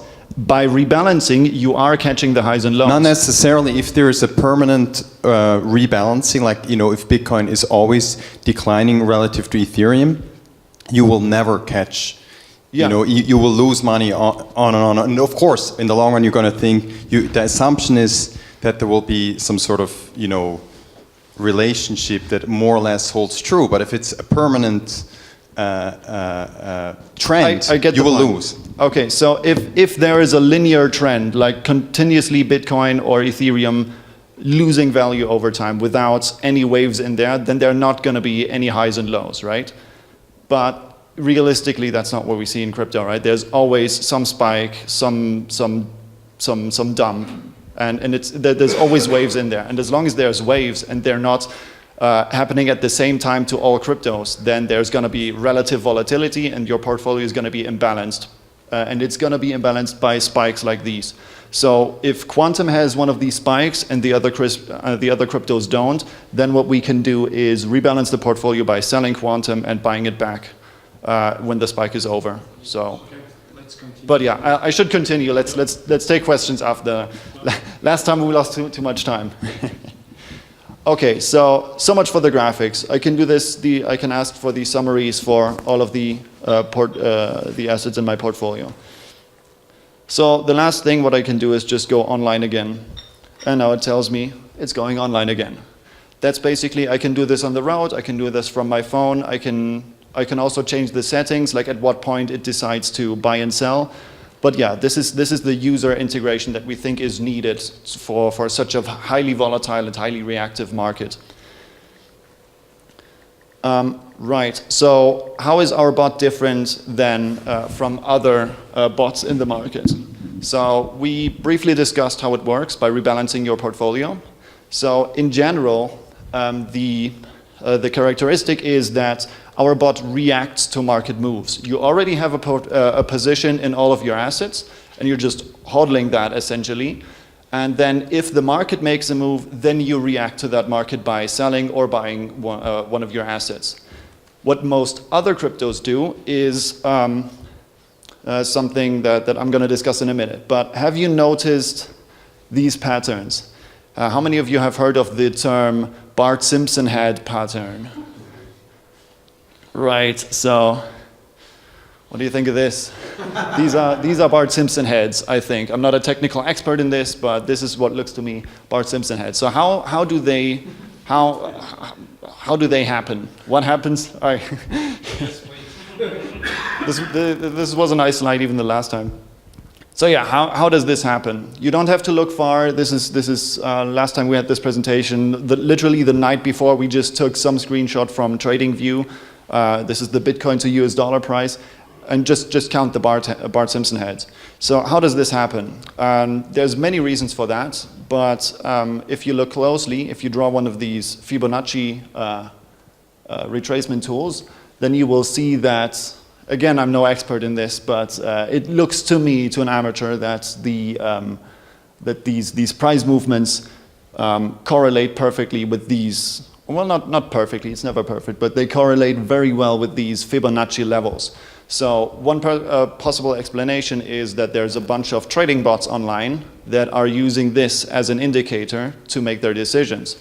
What most other, every time we talk to somebody who's programming trading bots, they're trying to predict the next move of the market. They're not reacting to a move, but they're trying to predict a move. So basically, when they're at some Fibonacci level for a long enough period of time, they all decide at the same time, because they're looking at the same thing, that now's the time to buy, and suddenly there's a price spike. And symmetrically on the other side, when they're at some other level for long enough, they decide to sell. And if there's enough bots online that do it at the same time, then the price will dump. That's one of the explanations. There's more, but yeah, this just goes to show that a lot of bots that trade with the same intention can move the market, we assume. Our bots reacts differently. So we have mapped out, we just scrolled through the massive amounts of messages that we get from our trading bot. And found out in this exact scenario where our bot would have bought and sold. And as you can see, our bot reacted to the market. We didn't buy at the bottom, but we sold at the top at the first Bart Simpson head. And we don't sell and then cause the dump. Instead, we buy after the dump has happened. So it's not crucial that we are the fastest in the market, we just react to the market's moves. Does white means buy? White means buy, and red means sell. Okay, sure. Okay, so at this point, enough talk, it's time to talk about KPIs. So we have, in the meantime, we have set up a test portfolio, and we made it symmetrical. So there's 10 assets in there, we invested exactly 1.01 Bitcoins, and with that, we bought these 10 assets, you know, true US dollar, some stable coins in there, Binance Coin, New Economy Movement, Quantum, and all the others. And then we let the thing run for roughly 1 month. And these are the graphics that we got from the Telegram bot in that time. As you can see, there's lots of trades happening there. Theta has done really nicely, Binance Coin as well. New Economy Movement and Ripple haven't done so well, but you know, this just goes to show that it doesn't matter if you have only assets that go up over a month and only assets that go down. We had the whole spectrum in there, 10 coins. Some of them went continuously up, some of them lost value in that month. So after that month, these were the numbers that we had. On the left side, in the blue square, you can see the numbers, your performance had you just hold that portfolio. So initially it was worth 1.01 Bitcoins, and you could have sold it after the end of the month for 0.99 Bitcoins. With our continuous rebalancing, you could have sold that same portfolio for 1.04 Bitcoins. So that's the difference between that is a 5.39% difference. So the difference between 0.99 and 1.04, just so that there's no confusion. And this is one of the portfolios that we tested in that month. That was basically from, can you see the timestamps here? That was the 25th of January up until the 26th of February. Right. So yeah, it was a boring month overall, but even though we could still get those 5.4%. Finally, I want to tell you, why am I telling you all of this? This is really nice. Hey guys, I got this cool bot. See ya. No, of course we want to share this with you somehow. We don't have a company yet. There's nothing. It's literally just George and me programming this thing and making it better and the user experience better. However, there's probably some business to be made here as well. So we would invite you to anybody who is currently depressed by the bear market and just hodling a portfolio that's not returning anything. We invite you to, try this bot for yourself, be convinced by the numbers. We're not trying to scam you, so it doesn't cost us anything, so just try the bot, see how it works for you, and then we can discuss how we can continue from there. And that's it. Thank you so much. Now we're ready for questions. Yeah, sure. And the projector survived. Fantastic. Cool. Thank you. 2 questions. So that 5x% that you had, 5.x, is that including fees or not? That's including fees, yeah. That's so everything's in there. Basically, we just took the balances that were left on that portfolio on the exchange, which was Binance in this case. We just took all the balances that were there available after the month was over and calculated for how much could we have sold that for in Bitcoin. And the second question is over the security of the bot. Could you just steal my money? I couldn't, and that's because of the API keys. The way the bot works is, or basically the way any bot works, is you have on your account on Binance or any crypto exchange that has an API, you can generate what's called API keys. And the bot uses those API keys to connect to your account, to look at your portfolio and your balances, and then make trades on your behalf. There are multiple permission levels that you can give to certain API keys. This bot only needs two permissions. One is to look at your portfolio to see how many coins you have to make the decision. And the second is to make a trade on your behalf. The third would be to make a withdrawal. But the bot doesn't need that. So what you can do is just give the bot only the API keys that have the first 2 layers of permission. So basically anybody who has these keys can buy a whole bunch of shit coins for your portfolio, but that's it. Yeah, but you could launch your own token. We could, technically, but we don't do. I mean, I can give you my word we don't do that, but we actually don't do that. That's all I can give you for now. Sorry. If I were an investor, in what do I invest? In a company that provides the best algorithms? As I said, we're not a company yet, but what you would be investing in is the cryptos in your portfolio. So in that case, in this example, it would be these, but you can pick any portfolio that you want. And the bot would trade those for you to give you a difference, just an advantage over hodling. And you could pay us a performance fee, for example, because in that case, the bot would be your portfolio manager that does the trades on your behalf. So that could be a business model. Would these algorithms also be useful in other areas, commodity trading? As long as, yes. Actually, the algorithm, the portfolio rebalancing algorithm, that's not our invention either. That is actually, George, when was that launched? It's somewhere in the 70s? I don't know. It's a really old principle, by the way. So back then there was no Bitcoin, and that strategy worked fine for stocks and bonds and basically all assets. So as long as the exchange on which the assets are traded has an API that a bot or any third-party computer can connect to and make trades on a user's behalf, then we can apply this bot. Anything else? Yeah. So I mean, in the moment you only have crypto in the portfolio, but I mean, the next level would be if crypto has a down run, you could switch to equity. We could, but so actually the bot even gives you positive returns in a down market. So you still have, even though the Bitcoins are worth less and less, you still have more and more Bitcoins over time. Correct. Yeah. But yeah, we can switch to other, we can set up a parallel bot that runs at the same time for different assets, no problem. Cool. 2 questions. First, can you run the bot on multiple exchanges simultaneously? And second, are there different order types?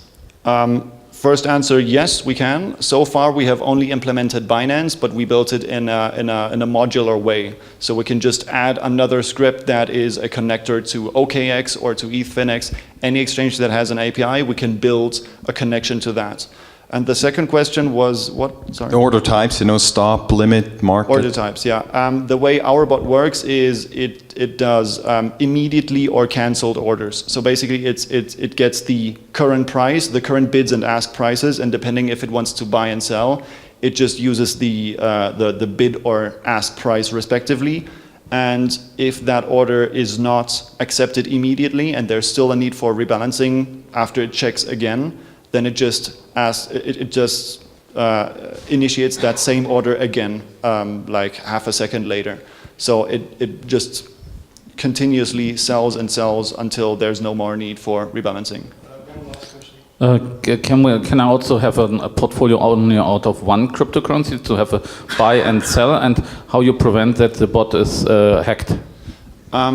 About you technically the minimum amount of assets you have to have in a portfolio like this is 2, because you have to have relative volatility. You have to have a possibility to be imbalanced. So at a minimum, you can have Bitcoin and some stable coins so that you can balance between the dollar value and Bitcoin. However, we found with our testing that the more assets, the more different assets you have, the higher your returns are, because the more relative volatility you have. And about how do we prevent the bot from being hacked? Our databases are going to be encrypted. They're not in this prototype, they're not encrypted yet, but they're going to be encrypted so that anybody who steals the data cannot do anything with it. And preventing a hack, we can, if there's a professional application for this, if you want to run this bot for some fund or some bigger project, we can set up a secure professional server. There's solutions for this already out there that you can rent, or just use a professional server that has all the state-of-the-art security measures in place, and we can run the bot from there. Okay. Fantastic. Thank you. Thank you for the questions. I want to also keep... Hi everybody. My name is Taroni. I'm a software architect. I do software, computer since I'm 12 years old. It's very nice to be here. I've met today here another guy that grew up in the same small village as I, Daniel Zeiter, and my brother is also here. And yeah, we are in touch really early with Bitcoin, and today I could tell you about the story from this. If we have a look at the story of Bitcoin, it's necessarily to go back what's before 2008. There was a very important year, 1993. There are 2 very, very important things. One is the internet the World Wide Web goes open source. Exactly from today, 30 years back, Berners-Lee has proposed the first version, the white paper of the World Wide Web. It was a one-pager. And the Bitcoin white paper was about 9 pages. It's impressive. Simple idea. Today is the biggest thing on earth. Connect all the computers. Another thing that we have in 1993 was this cyberpunk community. It was a small community. It was an email list. And they say privacy is necessary for an open society in the electronic age. 2008, Satoshi have sent his proposal to this group. That was the first move of Bitcoin. So this cypherpunk community is very important to understand why Bitcoin was created.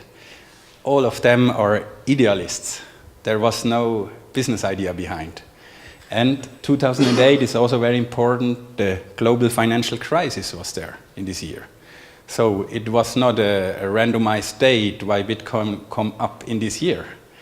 It was clear because the first sentence of the proposal of Satoshi was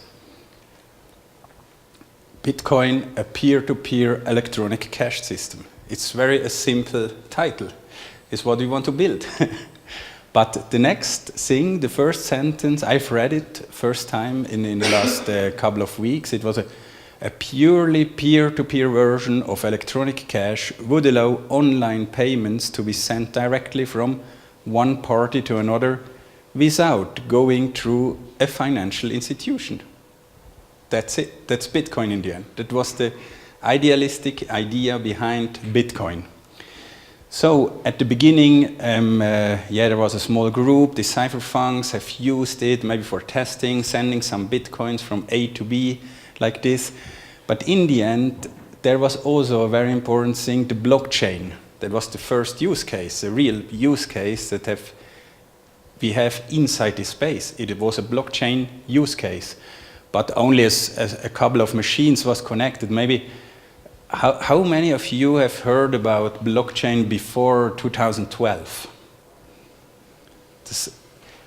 For me, I was in touch from 2011 with this technology, but at the beginning it was playing around. It was with the graphic card at home and doing some things like this. But you have seen the idea how this could work, because you could send something to each other. And one of the important things about Bitcoin is the user has the strength of what Bitcoin is. At the beginning, in these early years, a lot of users that used Bitcoin has used it for consuming drugs, for buying drugs on Silk Road. So Bitcoin was evil. So if the users changed, maybe, or all good users to buying some other things with Bitcoins, then Bitcoin is a good thing. So it depends on what the users are doing with this. This is also very important. If we go to the next years of Bitcoin, we see 2012 to 2018, Bitcoin is becoming awareness in the market. A lot of people trying now things with it, and that has also a lot to do with your ideas. It becomes easier to run a node. I had around 2 weeks to create my first node. It was compiling some C code with C++ on my own developer machine. It was not so easy to create a Bitcoin node to run this, but it was about 200 megabytes. So today I have, for trading Bitcoin and all these things, I need a Surface notebook with 1 gigabyte SSD to have every time all the things in place to trade, and that could not be. And that is also one of the biggest problems that Bitcoin have, the hazards. Full nodes, peer-to-peer, and this 51% attack. This is one of the most important things, because as bigger the node come in gigabytes, no one could run this. So in the end, if we have a look back, we have 2013, it was around 5,000 full nodes. What do you think today we have? Do we have more as 5,000, or do we have less than 5,000 nodes? Today we have around 900 full nodes. That means the full nodes are increased. And that makes no sense, because it's 5 years later. But the full nodes are the backbone and the trust of Bitcoin. And the peer-to-peer mechanism is very, very important. If we go back one slide here, the title, it means what it says. It's a peer-to-peer network. It's not designed to be a centralized solution. Yes, we run also in our data center Bitcoin full nodes, because it's in every other case it's too slow to make a payment if you have not every time a node ready to do something. But this peer-to-peer thing is very important to understand Bitcoin. If you run a full node, you could not say, however, with which other node you will communicate. You could not decide this by yourself. It's the algorithm that chooses the other part. If you send a payment to the blockchain, to which nodes you will send it. And there is another very important thing inside Bitcoin. It's about where are these nodes are located. If maybe 90% of the nodes are in China, then it's absolutely also no guarantee that these Chinese nodes will communicate only with Chinese nodes. And that is the beauty of Bitcoin. Because you could not choose which is your counterpart if you send a payment to the network. So it's really stable. A lot of other cryptocurrencies have not a good peer-to-peer implementation. They have a really good blockchain implementation, but they have not a good peer-to-peer network implementation. I think from time to time that maybe the ledger should also a peer-to-peer thing. Why we need the full ledger on my notebook? Maybe I should have only the things that I'm interested in on my notebook. Maybe the ledger, if we go back maybe about this Pirate Bay thing with peer-to-peer. If we download a movie from there, you download from 3,000 different machines 1 kilobyte. So maybe the ledger should also be organized like this and not like one big database on your computer. All the other things I think are good in peer-to-peer, but the ledger is a topic, not also in Bitcoin, also in every other cryptocurrency, is a big topic. As bigger these ledgers are, the problem will come to us, and in the end, if only a data center could run a node, then we have the private blockchain technology. It's no more a public blockchain technology. So, what could be our mission now from here on? It's only a small change in the title. That was at the first slide from Mr. Daniel Diemers on the slide that have never changed. We have this too. This slide has never changed. It's always enabling things, enabling this technology to make it usable for everyone that want to do anything with this. It's not only the Bitcoin, but it's also enabling a peer-to-peer electronic cash system. It's not, and as simple as it is, it's only this. We should be the enablers for the users in the end, that they could use this technology in an easy way. That is the most important thing. The wallet software or whatever is it, the machine that we have, put it at home. You have a full node in 2 hours, and you have not to think about how I could compile this new code I have received yesterday or whatever. No one will do that. No one will do that. There is another very good example from me as a software developer. It's JavaScript. Everyone here knows JavaScript as a technology. In 2000 and 2001, I've developed a lot of scripting languages, ActionScript from Adobe and JavaScript and all these things. So for every of the scripting languages, it was necessary to install something else to use it. But for JavaScript, you could open a text editor and you could write. So, after 20 years later, what was the technology that have won? Yeah, the simplest way that was enabling. Everyone could use this. And as sooner everyone could use the Bitcoin or the blockchain as a technology inside the whole day, as easier we will have it to sell also products that we have designed on it. It's very hard to explain something. What is a private key? How you could create it, and all these things. It's not possible. If we want to have millions of people that use this, then it's necessary to have a technology like on this picture. If everyone used this blockchain in the end to connect everything else with everything else, maybe the mobile phone will pay something automatically to another object, and every object on the planet have his own private key or something like this, then we need a layer below that will do this. And maybe Bitcoin is here clear, it's only a layer for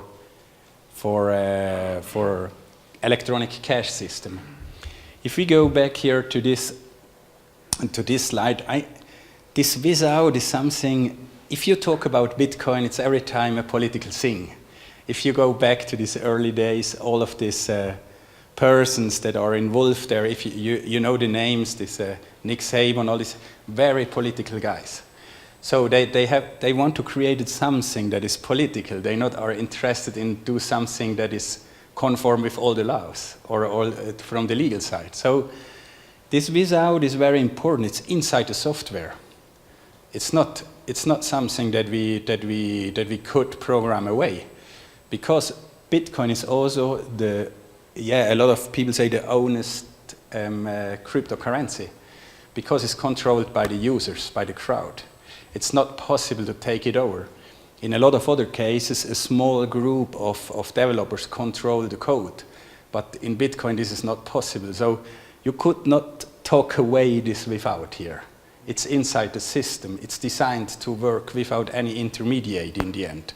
So we could not put an intermediate into it and think that it will work. It's also a technical opinion here. It's very hard to put a bank into Bitcoin because it's not designed to use a bank between. Before you could do that, you have to change the code. And that is also very hard to understand from time to time. Yeah, we as a bank want to use Bitcoin, but you have to use it in a way that will work with the code in the end, because it's the base layer below.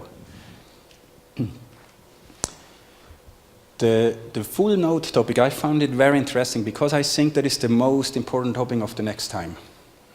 As we need to go back that we have more full nodes running in a decentralized system. That is the biggeth problem actually, and the biggest danger also, because we have this 51% attacks. We have seen that it works with, I think it was Ether Classic or something like that. So it's real, it's there. So Bitcoin has a, yeah, it's, if you have more than, if you make a transaction on Bitcoin, you will put it to the ledger. Someone other will put maybe the same transaction in another way on the ledger in the same time. So the network will decide which one is the right one in the end, what comes to the block. And if you will control more than 50% of the miners, you could decide what comes to the block. So you could decide also, if there is an update on Bitcoin or on Ether or whatever, you could decide which software version is running. So you could put, if you make a change on GitHub, or you could download the code, you could make a change, and if you have more than 50% of the miners in your data center, that's the AWS topic, then you could decide, yeah, we want to upgrade it to a new version. So no more the community has the decision power for this. So it's very important to have full nodes and also a lot of different miners into the network to have the trust. If you have only 10 miners and 3 data centers that have nodes, yeah, then, and this depends to the topic how big a ledger is. And if we have, today we have maybe 0.01% of the global transactions on Bitcoin. So if we want to have 10% of the global transactions on Bitcoin, we have a ledger that is maybe, don't know, 200 terabytes big, and grow every day 1 terabyte plus. So it's not a solution to have the full ledger on your side. If we want to have all these guys on the cryptocurrencies, if we want to have that a big bank will do all the transactions through a blockchain, we need in the end a strategy on the inside the code that will solve this problem. Today it's not a big problem, but we could also have an upgrade on Bitcoin, also Ether and all the other could make an upgrade and have a distributed ledger in the end. But I expect that we see a movement there in the next time. And I think your product will exactly put into this direction. But maybe also you say if you have a big row, they will not buy every year a new device. So other thing. Yeah, is there a specific question about Bitcoin? Maybe I could answer it. I have a lot of experience in it, yeah? You just mentioned that the scalability is not given for mass adoption, is that right? Because the ledger would be X terabyte large.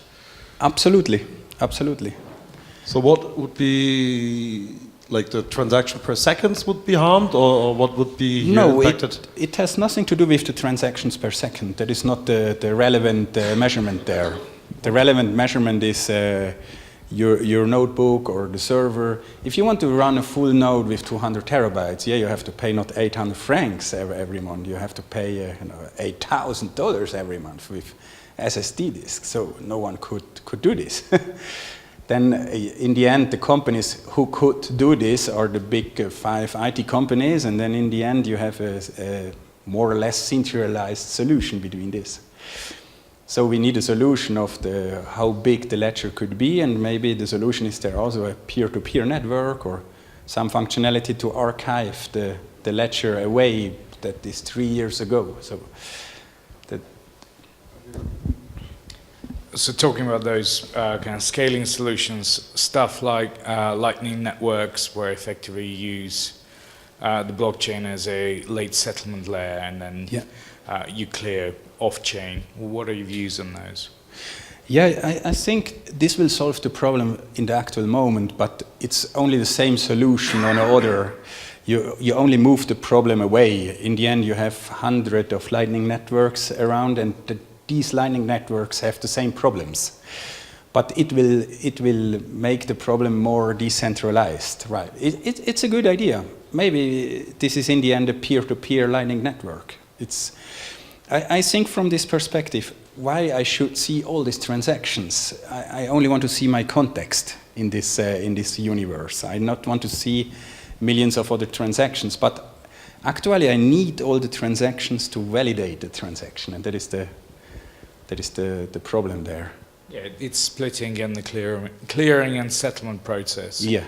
Right now it's one and the same.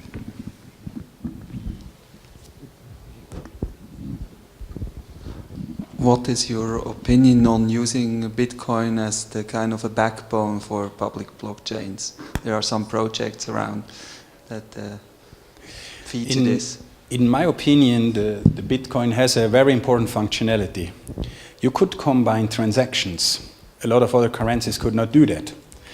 So if you want to send something, 1 Bitcoin to 300 different users, you could do it. If you want to receive from 300 different users money to one address, it's possible. So I see this definitely as a backbone solution.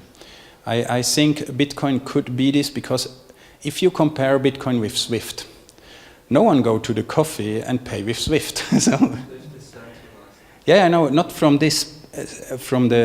No one will go to the coffee shop and pay a coffee with SWIFT in the end. You pay with your MasterCard. And I think Bitcoin could be on the level on these big transactions. If you have thousands of transactions and you want to do this in one shot, so you could do this. And that is a big difference to other cryptocurrencies, where you have to do for every transaction, for every... you cannot split off the transactions. In Bitcoin you could do it, and that is a big advantage that we don't use today. What do you mean? Sorry? I didn't get that, splitting the transaction. Yeah, today if you want to send 1 Ether to 200 other persons, you have to do 200 transactions. If you want to do the same thing with Bitcoin, you could do it in one transaction.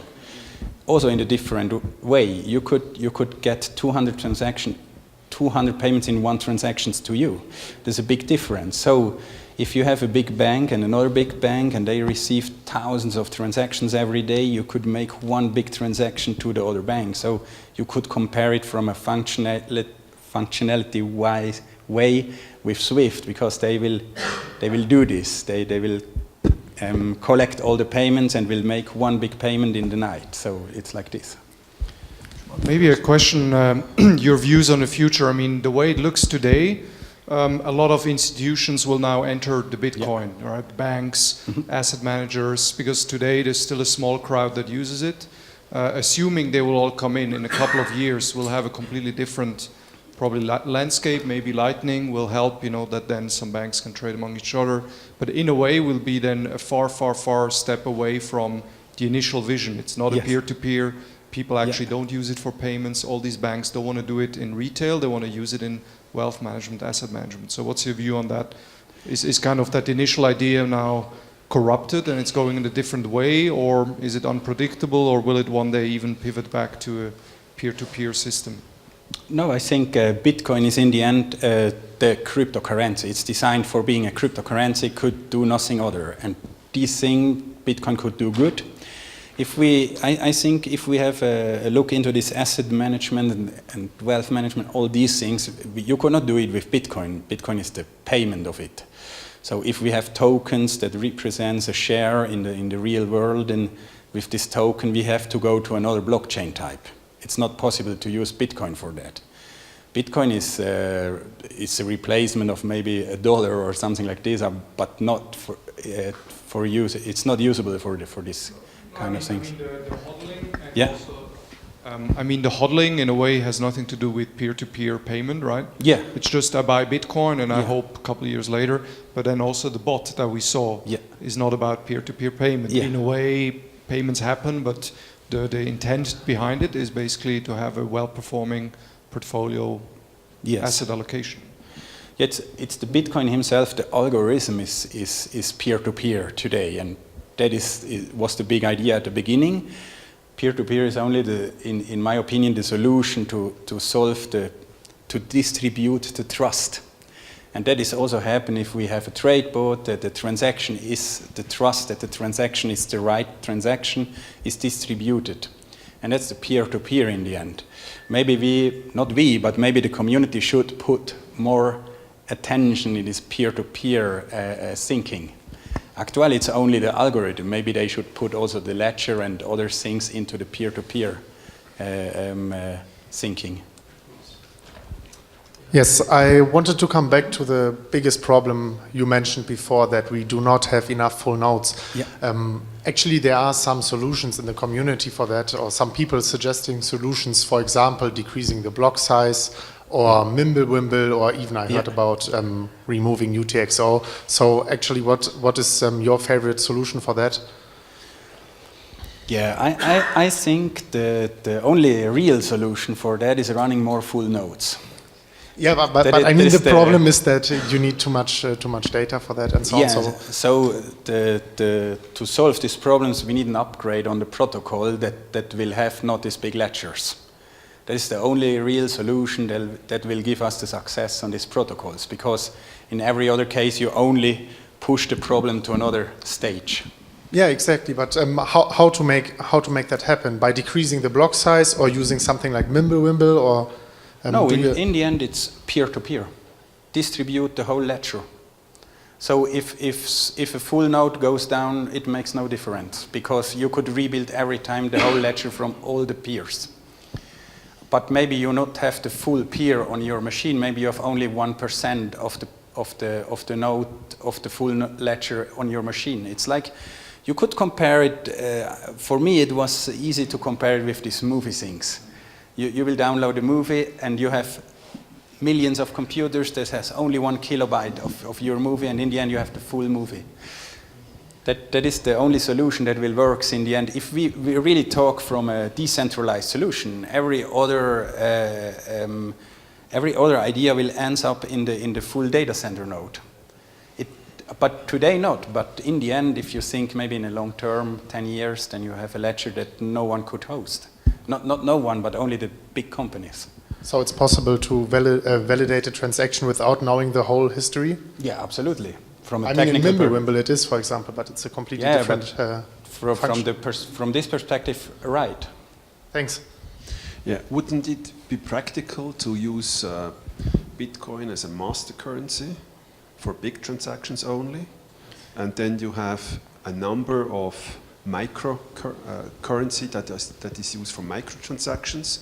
So it becomes more scalable, and the micro transactions would have small fees, and the big transactions have bigger fees. Absolutely. If we think maybe about the online shop, you have 3 million of transactions every day, and if the end of the day today you will go into these PSP solutions and you will send in one shot all the transactions to the safer pay solutions or post finance or whatever.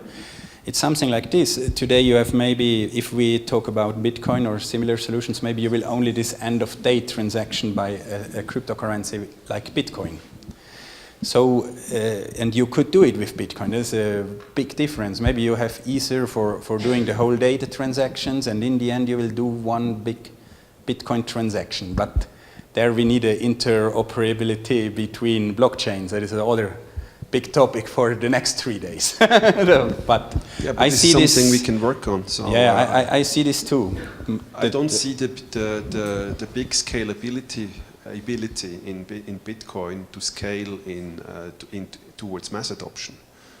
Now it's fine, but just imagine we have 10 times or 100 times bigger volumes. Yeah, I think this too, but this depends on that Bitcoin will work in the same state as today. Also, this community could make an update in the end, but we don't know how it is. But the community could change Bitcoin. If we say there is no scalability, this depends on how Bitcoin is today. But I think if the pressure is big enough to the community, they will change. But in which way, we could not predict that.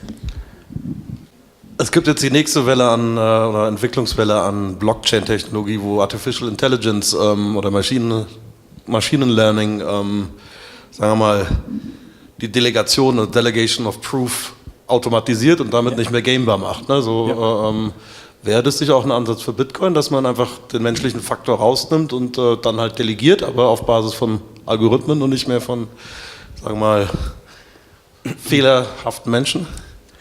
Yeah, I think this is also something very important about not only Bitcoin, but about blockchain. You have different blockchain times that could do different things, and the trust is in the end about the whole network. If we think about peer-to-peer, it's not only one solution. So I think, yes, we could have an algorithm for maybe economic things, we could have an algorithm or a blockchain for allegation, we could have a blockchain for this and that, and in the end, every topic has its own blockchain, and they could interoperate with each other. It's also, if you have a government and you have a voting, yeah, someone is from the economics, someone is from this topic, and you could not have, if we have only one algorithm in the end, that is a really, really autocratic system. There is no other solution, because an algorithm is very hard. He say go out or go in, and that's it. So we need different algorithms, different blockchains to have a good mix of different opinions in the end, because every algorithm is reflecting an opinion from a group of citizens, maybe. So Ethereum is investing in research towards sharding, which is what you're referring to as a kind of sharding across multiple folks, the database to make it manageable. There is no such bounty or similar kind of funded effort by the Bitcoin community. Why is that? I don't know, really. I use Bitcoin a long time. I use also a lot of other things, but that is maybe one of the things. I think the pressure is not big enough actually to do that, because we have a really stable market that is not so good. So on the other side, there is not too much interest outside of the cryptocurrency community to Bitcoin. So this is also very hard to understand. If we have maybe this, if we go back to 2070s, we have the big spot, all the eyes on Bitcoin and all this stuff. Yeah, there was a lot of change on the protocol, but after that, after all the prices go down, there was like before, there was a small group of developers that will make the changes. And actually, I think if the awareness come back, if more persons, more full nodes and all these projects are successful and we have a bigger spot on the topic, then they will change, yes. But if we have not this spot on the topic, then no one will change that. Okay, thank you very much, Thomas. Thank you.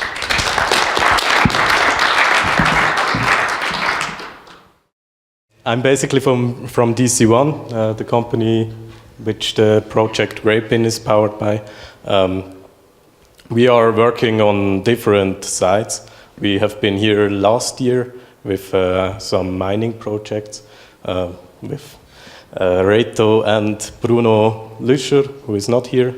today. Our company DC1 has been founded in 2012 and is domiciliated in Wallisellen. We have bought last year a data center in Winterthur where we host some miners, for example, and we host out space in rack space and white space. So this is a thing. Then the core competences of DC1, we are planning, building data center, and we're doing consulting on data centers. In this direction, we got further in blockchain solutions because I'm in blockchain space since 2011. Then we have a project where we started to create FPGA servers, where we working with big semiconductor companies and IBM Research, where we do a joint development agreement at the moment. This is basically all the stuff we are working at the moment. We are about 30 people in our company. Sorry for that.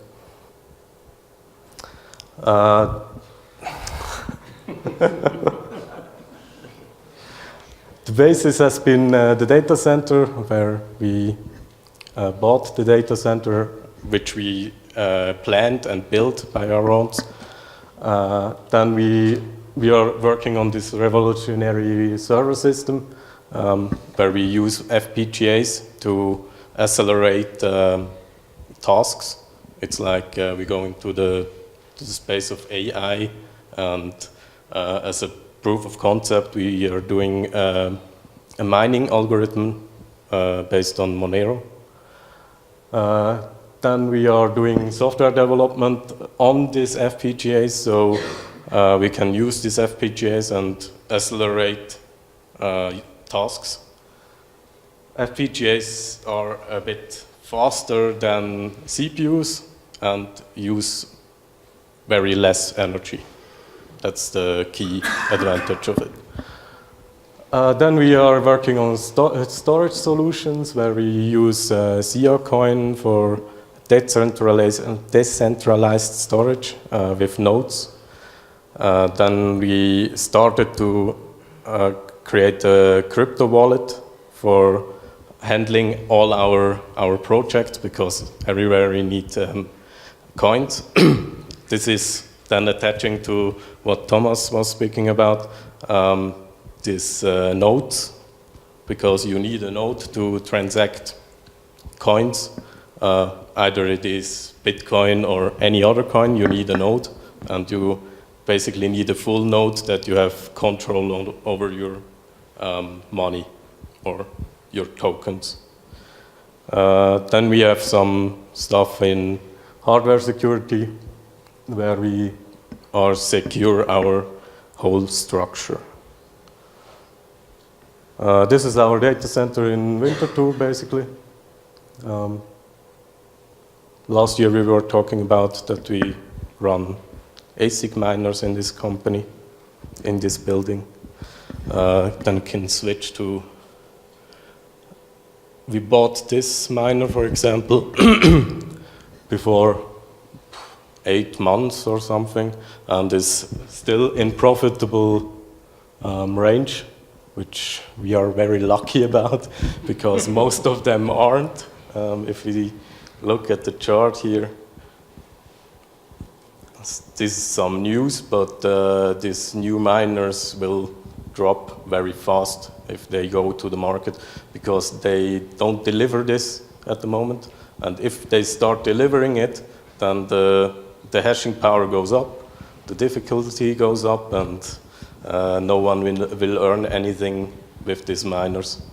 With these X3 miners, this was a bit another story, because they announced these miners and they only built about 200,000 of these miners, and that's why they are still profitable, because no one is producing it at the moment for this algorithm. And if we look at here, Here we are in the negative sector. And yeah, I think we know all about this story. Can I ask a question? Yeah, sure. Limiting or fixing the amount of supply of a certain mining technology, would that solve this profitability problem? Because it just said, I mean, would that work for other cases too? Because I think profitability of the miners is very important for the entire ecosystem. Yes, if you look at this, these are many different algorithms, but it's at every algorithm it's the same problem. If you just throw about thousands of miners on one problem, then the difficulty goes up and the profitability goes down because the hashing power is still the same of what you provide, and the energy you use is still the same. So you have to pay the energy, but you get less back because the earnings goes down when the difficulty goes up, and then you see exactly this picture. So if you would fix it to a certain amount, which no one is doing, because they earn money with it. So if we look at Bitmain, for example, they have many miners here. They are just throwing out this stuff on the market. No one knows about this problem, that if the difficulty goes up and you just throw again and again miners on the market, then you will not earn anything. And this is, they don't care about that because they earn money anyways, because they can sell it. But you would increase your brand recognition if you say, okay, we only have X miners out there and we will never change that, and that's why our miners will be the most profitable for the future. Would be a possibility, but then for sure anyone else will come and mine the same coin. That's what's happening on the market all the time. Yes? Is there data around how many miners are entering per day? No. And leaving? No, maybe they are realizing that they remain in the red? Sorry? That they are remaining in the red zone? So there's no data around about churn rate and...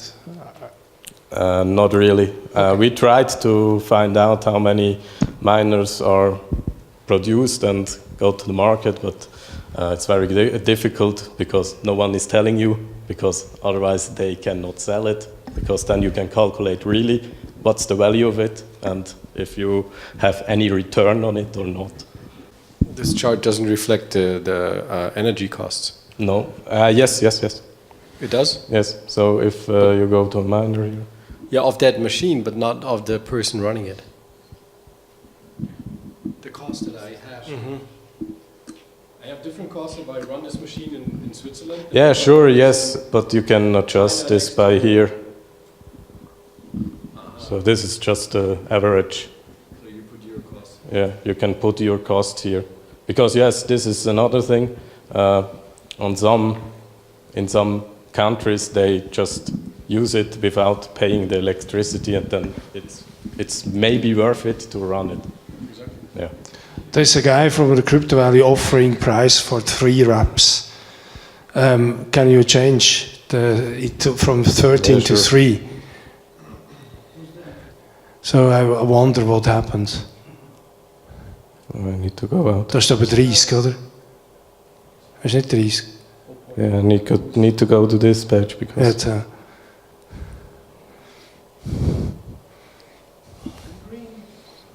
Yeah, not really. It's better, but... It's much better, I would say.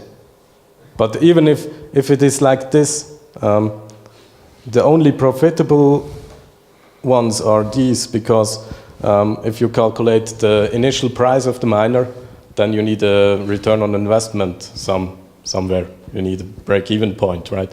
And this break-even point, you will never reach a break-even by earning $1 per day. So if a miner costs $1,000, then 1,000 days. That makes it more interesting was somebody who bought it in August 2017. Yeah, sure. Who's been running it from that point on, so it makes it more interesting. So he could move to whatever location that is. Yeah, and even if the market goes up again, then yeah, the picture looks quite different. Okay. And here is mentioned at the X3, this is another point. Here is mentioned you can run it on 220 kilohashes. We are basically running them at 312 around 300. So if you run them in a good environment, then you can push the hash rate by not really increasing the power usage. So it's then more profitable as well.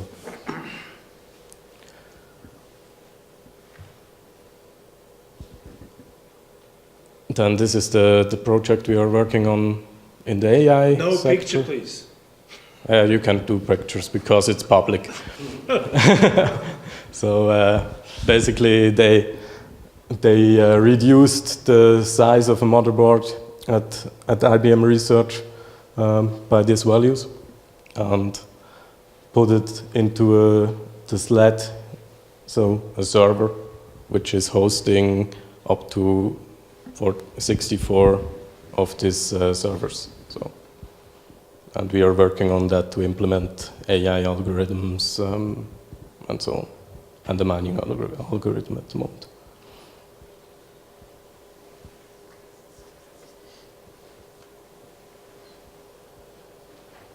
Yeah, here we mentioned a portfolio we are working on. This is the distributed cloud storage, but I will not go into that. Then we did a wallet solution where we can manage the coins, and behind our wallet solution there is a full node, exactly to target this problem with there is no node, but you manage anyhow your cryptocurrencies. Basically, you need a wallet, so you have really your cryptocurrency by your own. Top up, top down? Sorry? How do you do the top up, top down? Again? Topping up the wallet with fiat and the top down? It's just to manage cryptos at the moment. Only cryptos. You can't. How do you withdraw? No. How do you turn exit into fiat? Not at the moment. We are not doing that because we are using this wallet to make it able to use the coins, not to exchange them. Can you explain what you mean by use? Yeah, paying in bitcoins, so we can receive and send with the wallet, but we cannot exchange at the moment. Because we are using them to manage our staking solutions and but you our say, masternode listen, you say it's secure. Yes. That so many people say it's secure. Yeah. Let me tell me why it's secure. Because it's hosted in a data center behind a VPN, and no one can access the full node from outside except the user who has the VPN access to it. And we as well has no access to the wallet itself, because if we would have access, then we could change the passphrase or whatever to the wallet and send the coins somewhere else. But we have no access to the wallet data file, which is the database where the keys are stored, and only the customer then will have access to it. As the customers are these banks or end at the moment we are talking with banks because it's a very expensive solution what we are doing, but we try to reduce the cost so we can go to the mass market as well. But the idea is that we go to mass market over B2B, so B2B to C. Okay, also a bank offers their clients a user interface that has the feeling of a wallet, and this wallet is has a direct connection, is secure, but you will never touch anything of that. So you don't see what's going on, etc. That's basic a bank. So we try to reflect the same view you have in an e-banking system in this system. So you can manage your coins like you would manage fiat currencies. Yes. So the most interesting question has always been asked: who owns the private key? Where is the private key? You. I have the private key, so I can. And I cannot. So it's only user interface. Yes, so it's only user interface. Okay, yes. that's good. Very good. And this stuff we are using for managing, for example, proof of stake coins. Here we have Decred, where we're doing staking, and we have some track record at the moment for this coin.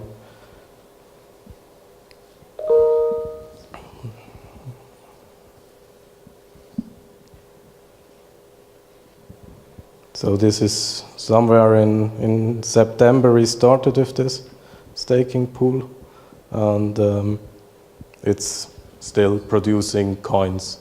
So there is not only the possibility to mine coins, you can do staking as well. I don't know, who knows what is staking? Okay. Should I explain or later? So staking is basically you initiate a transaction to me, for example, and then normally at Bitcoin a miner is mining your transaction and put it into a block, and he is getting block fees and transaction fees for that. In a staking network there is no miner at all. Most of the time, sometimes there are miner and staking, but we stick on staking. There is the full node, which is verifying your transaction to me, and then he is getting the transaction fees for that he is verifying my transaction, and then he is broadcasting it to the network. So every ledger is the same in the end. So then you don't need a miner, you just need the network with nodes. Easily spoken. And here we can see that it is producing coins since September. We had 13 coins output on this 332 coins, which we initially put it in this network. So that's somewhat ROI, like 50%. That's another, yes? Is the return on investment measured in US dollar or in Bitcoin or in this native currency you are staking with? This return on investment is referring to the coin.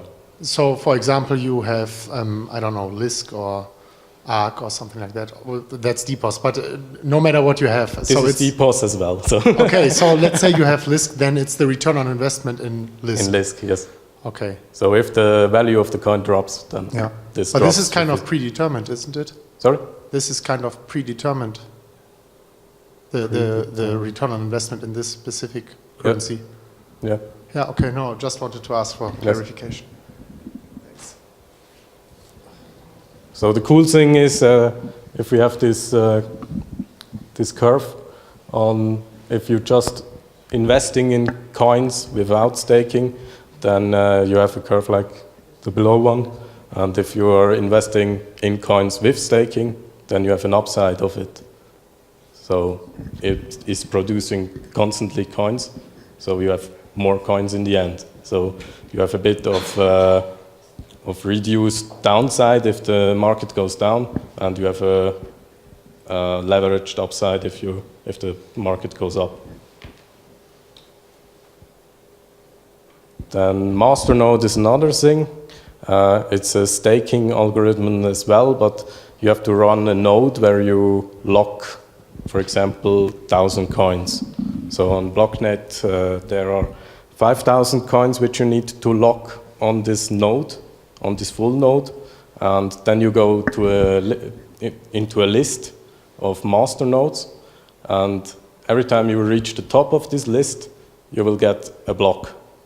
So a full block, which is Bitcoin at the moment 12.5 Bitcoins. In the other blockchains, there are different schemes of that, but you will get a full block. Like this, you will reach this as well.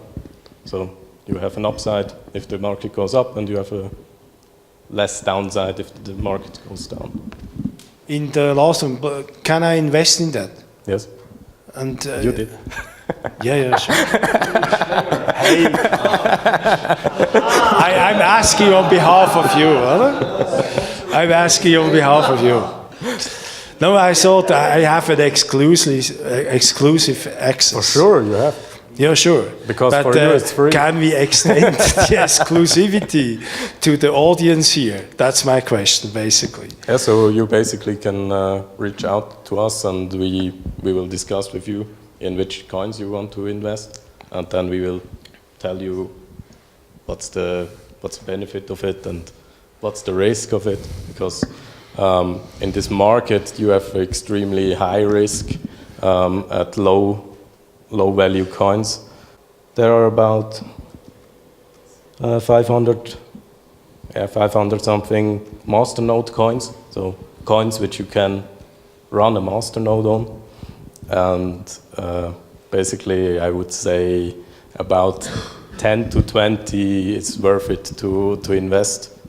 We tested now about 50 of the coins, and most of them are dropping so fast that you even just not get out your money, because the volume is not there to sell it. And if you invest in this, then you need to check the volume. If you have enough volume that you even can sell it if the market drops. You need to have market cap, so it is backed a bit by the market, because if you just have a coin with $2 million US in it, then it's not really worth it to go into that most of the time. Yeah, depends on the project.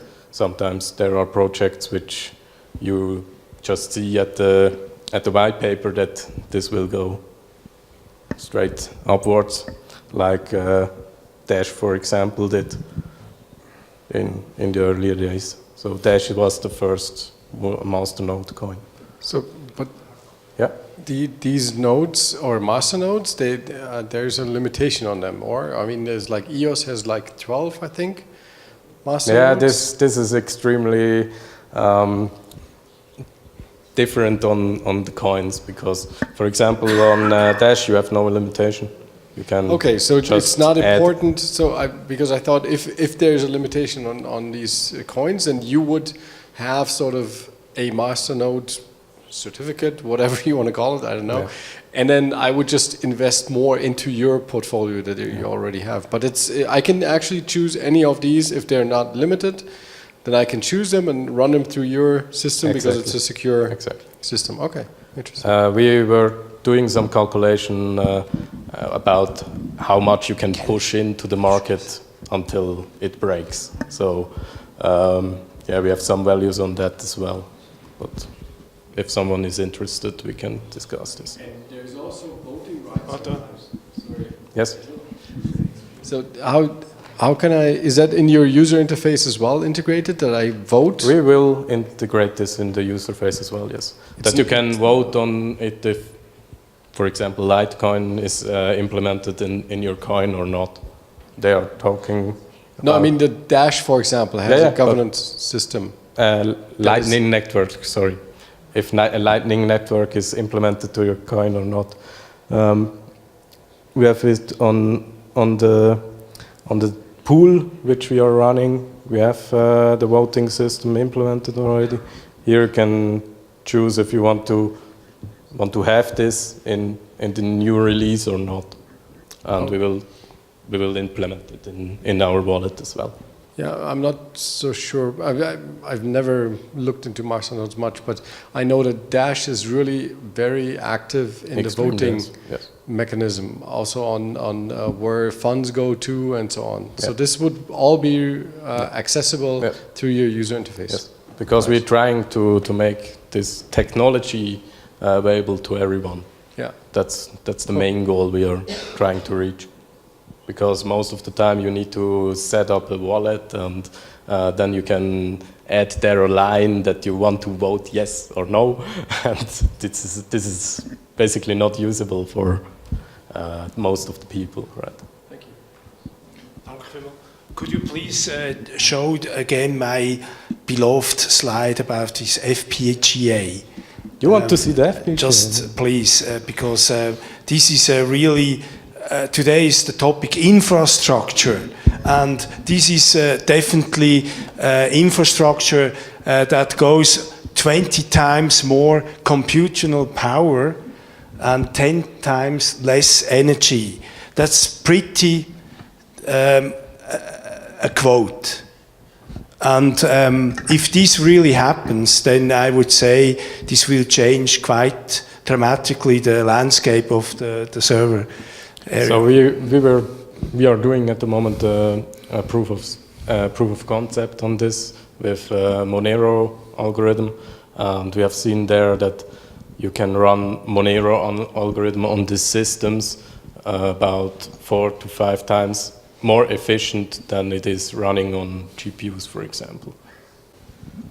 One question, how is this linked to similar initiatives of Google or others who try to parallelize processes for artificial intelligence? It's basically the same, yes. But we reduced the size, so it's more efficient as well. So undoubtedly, you can optimize through FPGA or down to ASICs, any protocol.